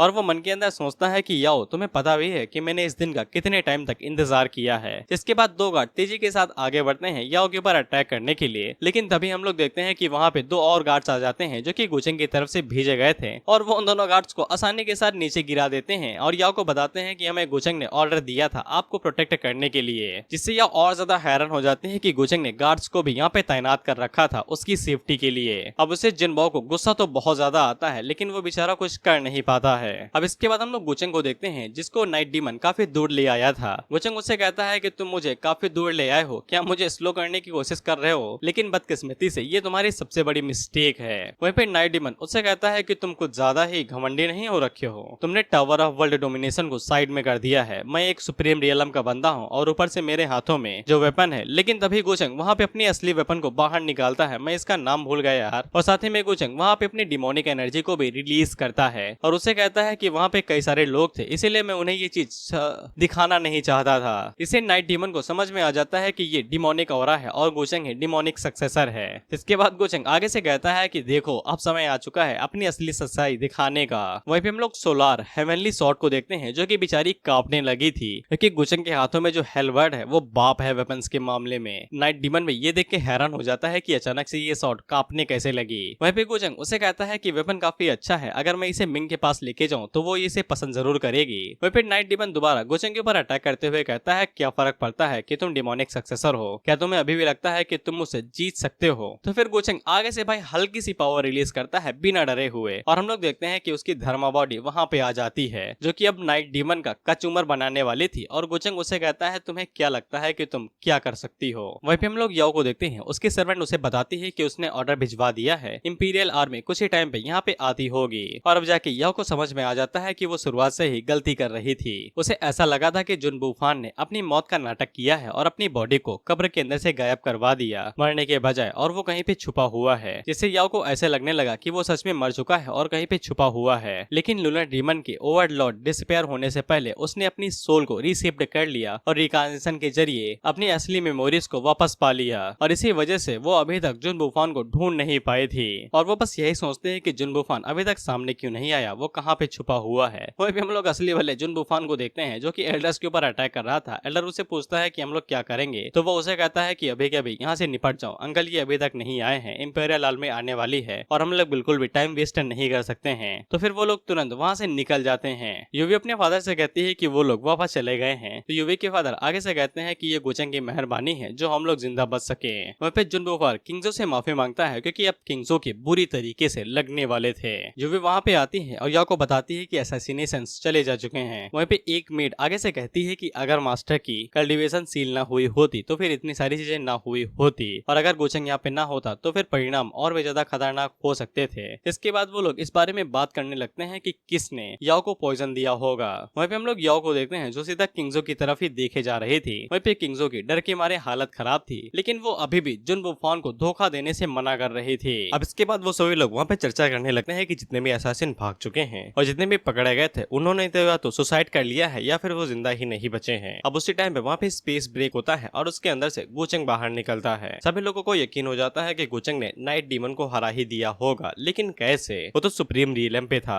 गोचेंग वहाँ पे आता है और नटंगी करते हुए बताता है कि नाइट डीमन काफी ज्यादा शक्तिशाली था और वो उसके सामने और वो उसके खिलाफ स्वॉर्ड लेके बिल्कुल ऐसे खड़ा था जैसे टाइगर पंखों के साथ हो। गोचेंग ने उसके साथ कई सारे राउंड फाइट की, लेकिन वो अचानक से भाग निकला। गोचेंग को इस तरफ की चिंता हो रही थी तो वो यहाँ पे भागते हुए चला आया और उसे जाने दिया। याओ गोचेंग को शुक्रिया कहती है उसकी मदद करने के लिए, तो गोचेंग आगे से कहता है कोई बात नहीं है भाई, हम दोनों तो दोस्त हैं ना। वहीं पे याओ मन के अंदर सोचती है साले की ना तो सांस फूल रही है और ना ही इसके ऊपर बाटल का कोई भी निशान है, एक खरोच तक नहीं है इसके ऊपर। आखिर किस तरीके की बाटल तुमने की है? अगर सच में नाइट डीमन वहाँ से भाग निकला है तो फिर गोचेंग यहाँ पे आके इतनी बड़ी बड़ी हाँकता नहीं, आखिर इसने नाइट डीमन को मारा कैसे? हालांकि गोचेंग फैमिली का बैकग्राउंड हमसे ज्यादा शक्तिशाली है, लेकिन इसके बावजूद है तो ये साला सिर्फ कोशिश सुप्रीम रियलम पे ही ना, नाइट डीमन से इसकी कल्टीवेशन तो कम ही है। वहीं पे सभी लोग गोचेंग के लिए चेयर करने लगते हैं तो गोचेंग हमें बताता है नाइट डीमन और जुन बुफान वो सभी प्यादे हैं, वो तो 6 डीमन ओवरलॉर्ड्स के राज को जानने के लिए इच्छुक है जो अचानक से गायब हो चुका था। हालांकि नाइट डीमन ने मरने से पहले गोचेंग को बताया था कि वो अपर रियलम में जाने की प्लानिंग कर रहा था। वहीं पे जुन बुफान जाते हुए मन के अंदर सोचता है कि उसके अंकल मारे जा चुके हैं और सोलार हेवनली सॉर्ड भी उन्हीं के हाथों में थी, इसलिए अब वो यहाँ पे छुप के सिर्फ अगली प्लानिंग के बारे में ही सोच सकता है और अपॉर्चुनिटी मिलने पे ही हमला करेगा। अब इसके बाद गोचेंग याओ से पूछता है कि उसके पास कोई भी लीड है कि किसने उसे धोखा दिया है, किसने गद्दारी की है। जिसपे याओ किंगजो की तरफ देखते हुए कहती है कि मुझे किसी ऐसे ने धोखा दिया है जिसके मैं काफी ज्यादा क्लोज थी, मेरी बेवकूफी और घमंड की वजह से मैं मार खा गई। जिसपे किंगजो वहाँ पे घुटने पे आ जाती है और याओ से कहती है कि उसी ने धोखा दिया है, उसे मार दिया जाए। और वो आगे से आंसू बहाते हुए कहती कहती है कि उसे खाने में जहर नहीं मिलाना चाहिए था। हालांकि याओ उसे कहती है कि 700 साल पहले तुम बस एक बांस का टुकड़ा थी और तुम्हें ऑक्सीडीमन खाने वाला था। मैंने तुम्हें बचाया और यहाँ पे इंपीरियल पैलेस लेके आया। मैंने तुम्हें कभी भी गंदी तरीके से ट्रीट नहीं किया। क्या मरने से पहले तुम मुझे कोई एक्सप्लेनेशन नहीं देना चाहोगी? लेकिन किंगजू आगे से कुछ भी नहीं कहती है, बस मरने को ही कहती रहती है, जिससे याओ को और भी ज्यादा गुस्सा आता है क्योंकि वो उसे एक मौका देना चाहती थी जिंदा छोड़ने का। वहीं पे उसकी दूसरी सर्वेंट उसे कहती है तुम्हारा दिमाग खराब है, तुम अभी भी किसी को बचाने की कोशिश कर रही हो। तो फिर याओ को यहाँ पे मजबूरन कहना ये पड़ता है कि इसे टॉर्चर रूम के अंदर लेके जाओ और कस के टॉर्चर करो। वहीं पे गुचेंग याओ से इम्प्रेस हो जाता है क्योंकि एक महारानी होने के नाते वो यहाँ पे हल्की या फिर सॉफ्ट नहीं पड़ सकती है, उसे कदम यहाँ पे सख्त तरीके से उठाने ही पड़ेंगे। वहीं पे गुचेंग आगे बढ़ता है जो कि मसाला डालते हुए कहता है कि ये तो छोटी बच्ची है, इसको टॉर्चर करना काफी ज्यादा बुरी बात रहेगी, क्यों ना हम लोग इसकी सोल को ही सर्च कर ले। अब इसे किंगजू पसीने में भीग गए क्योंकि सोल सर्च से किसी भी चीज के बारे में पता लग सकता है। बेसिकली टेप रिकॉर्डर की तरह होता है, जिसे चाहे वैसे खोल के देख लो। बाकी सभी डिसाइपल भी आगे से यही कहते हैं कि अगर ये बात नहीं करना चाहती है तो फिर हमें इसकी सोल सर्च करनी चाहिए। वह पे जुन वुफान का आगे से मुंह बन जाता है कि गुचेंग ने दोबारा उसकी सभी प्लानिंग के ऊपर पानी फेर दिया। तो फिर किंगजू वहाँ पे बात करने लगती है और बताती है कि नाइट डेमन ने उसे ढूंढा था और उसके साथ कोऑपरेट करने के लिए उससे पूछा था। आगे शायद ये जुन वुफान के बारे में बताने वाली थी या नहीं, लेकिन उससे पहले ही जो वुफान अपने पॉइजन को एक्टिवेट कर देता है, जिससे ये हवा बन के हवा में ही गायब होने लगती है। गुचेंग आगे से कहता है कि ऐसा लगता है कि असली कल्प्रिट यहाँ से चला गया है। इसकी विवाद बिल्कुल उसी तरीके से हो रही थी जैसे कि बाकी पकड़े गए कल्प्रिट्स के साथ हुई थी, यानी कि इसी तरीके से धूल मल के गायब हो जाना।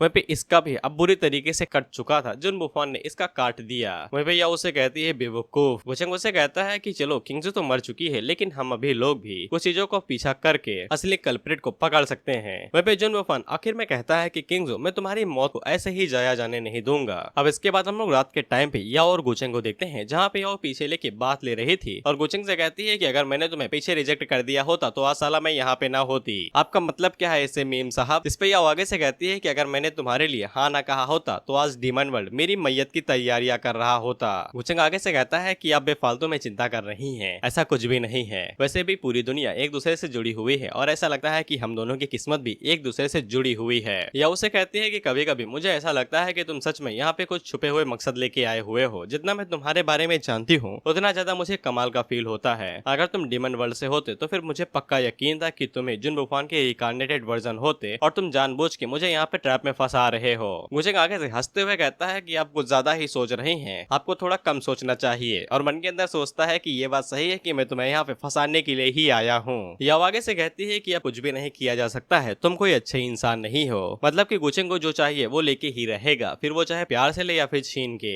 या उसे ये भी कहती है कि मुझे तुम्हारे अंदर से कोई भी इमोशन फील नहीं होता है कि तुम्हारे जैसे इंसान के ऊपर पूरे दिल से भरोसा किया जा सकता है। गुचेंग उसकी कमर को पकड़ लेता है और उसे नीचे गिरा के उससे कहता है कैसी बातें करती हो, पूरा भरोसा किया जा सकता है, इस दुनिया में सबसे ज्यादा भरोसेमंद इंसान मैं ही तो हूँ। गुचेंग उसकी कमर को पकड़ लेता है और उसे नीचे गिरा के उससे कहता है कैसी बातें करती हो, पूरा भरोसा किया जा सकता है, इस दुनिया में सबसे ज्यादा भरोसेमंद इंसान मैं ही तो हूँ। या उसे कहती है कि ये कुछ ज्यादा ही जल्दबाजी नहीं हो रही है। गुचेंग आगे से कहता है कि ये जल्दबाजी नहीं है, मैं बस थोड़ा सा उत्साहित हो चुका हूँ, जिससे याओ आगे से शर्माने लगती है। लेकिन वो दोनों आगे बढ़ पाते कि इससे पहले ही वहाँ पे याओ का सर्वेंट आता है और उसे बताता है कि व्हाइट एंड ब्लैक एकेडमी के अंदर जो भी लोग किंगजू के साथ जुड़े हुए थे उन सभी लोगों को बुला लिया गया है। इसीलिए इन दोनों की प्लानिंग यहीं पे रुक जाती है, जिसके बाद गुचेंग अपनी कुटिया में वापस चला आता है जहाँ पे लूसेन थी और वो गुचेंग को चिढ़ाते हुए कहती है कि डीमन वर्ल्ड का हीरो वापस आ गया है। क्या महारानी आज तुम्हें कंपनी नहीं देने वाली थी पूरी रात? ऐसा लगता है कि तुम उदास हो गए हो। गुचेंग उसके पास जाता है और उसे कहता है कि एक मेड के तौर पे जब भी तुम अपने मास्टर को देखो तो उसके लिए चाय बनाना चाहिए। इसके बाद वो कुर्सी के ऊपर लात मार के उसे नीचे गिरा देता है और उससे कहता है कि जल्दी से चाय बना के लेके आओ। अब इसके बाद हम लोग देखते हैं कि यहाँ पे याओ उन लोगों को नाम लेती है जो कि शक के दायरे के अंदर है। सबसे पहले तो जुन वुफान आता है, इसके बाद यूवी आती है, फिर लाओटियान, ये गैंग और हानली। याओ आगे से कहती है कि इन लोगों को छोड़ के किसी के ऊपर भी ज्यादा शक नहीं किया जा सकता है। पता नहीं इसके अंदर और भी कितने ज्यादा लोग फंसे हुए होंगे। वहीं पे याओ को ये भी याद आता है कि माउंटेन के ऊपर गुचेंग ने जानबूझ के जुन वुफान को उसके असली नाम से बुला लिया था। इसलिए यूवी को ये भी शक हो रहा था कि कहीं इसने जानबूझ के किया था या फिर ये कुछ अपने मकसद के लिए कर रहा था। इसके बाद वहाँ पे याओ अपने सर्वेंट्स को ऑर्डर देती है, ये हमें नहीं बताया जाता है। फिर उसके बाद सीन शिफ्ट होके जुन वुफान के ऊपर आ जाता है, जहाँ पे इसके गार्ड्स इसे बताते हैं कि याओ अब हम लोगों को ढूंढने के लिए पूरा डीमन वर्ल्ड ऊपर से नीचे करे दे रही है। ऑपरेशन तो फेल रहा और इससे हमें काफी ज्यादा दिक्कत भी हुई, आगे से हमें सावधान रहना पड़ेगा। जिसपे जुन वुफान आगे से कहता है कि हम लोगों ने इतनी सारी मेहनत की लेकिन वो सब कुछ बर्बाद चला गया। याओ ने इतने सारों सालों तक काफी ज्यादा मेहनत की है और उसने कई सारे लोगों का दिल जीत लिया है। कई सारे लोग उसे सपोर्ट कर रहे होंगे, लेकिन मैं वहाँ पे एनिमीज के साथ फाइट कर रहा था उनके लिए, तो फिर मेरे ऊपर कोई भी शक नहीं होगा। लेकिन अंकल ये के बारे में अभी भी कोई न्यूज नहीं है, पता नहीं वो कहाँ पे हैं। शायद से उन्हें काफी ज्यादा गहरी चोटें लगी हैं, तो वो शायद से हील कर रहे होंगे। जिसके बाद जुन बुफान बाइकुन के बारे में सोचते हुए कहता है कि मेरे फादर ने कहा था कि उनका एक पुराना दोस्त है जो कि मुझे कुछ जरूरी चीज देगा। पता नहीं वो पर्सन यहाँ पे कब आएगा। मेरी उम्मीदें उसी के ऊपर टिकी हुई हैं, शायद से वो टेबल का तख्ता बदल दे।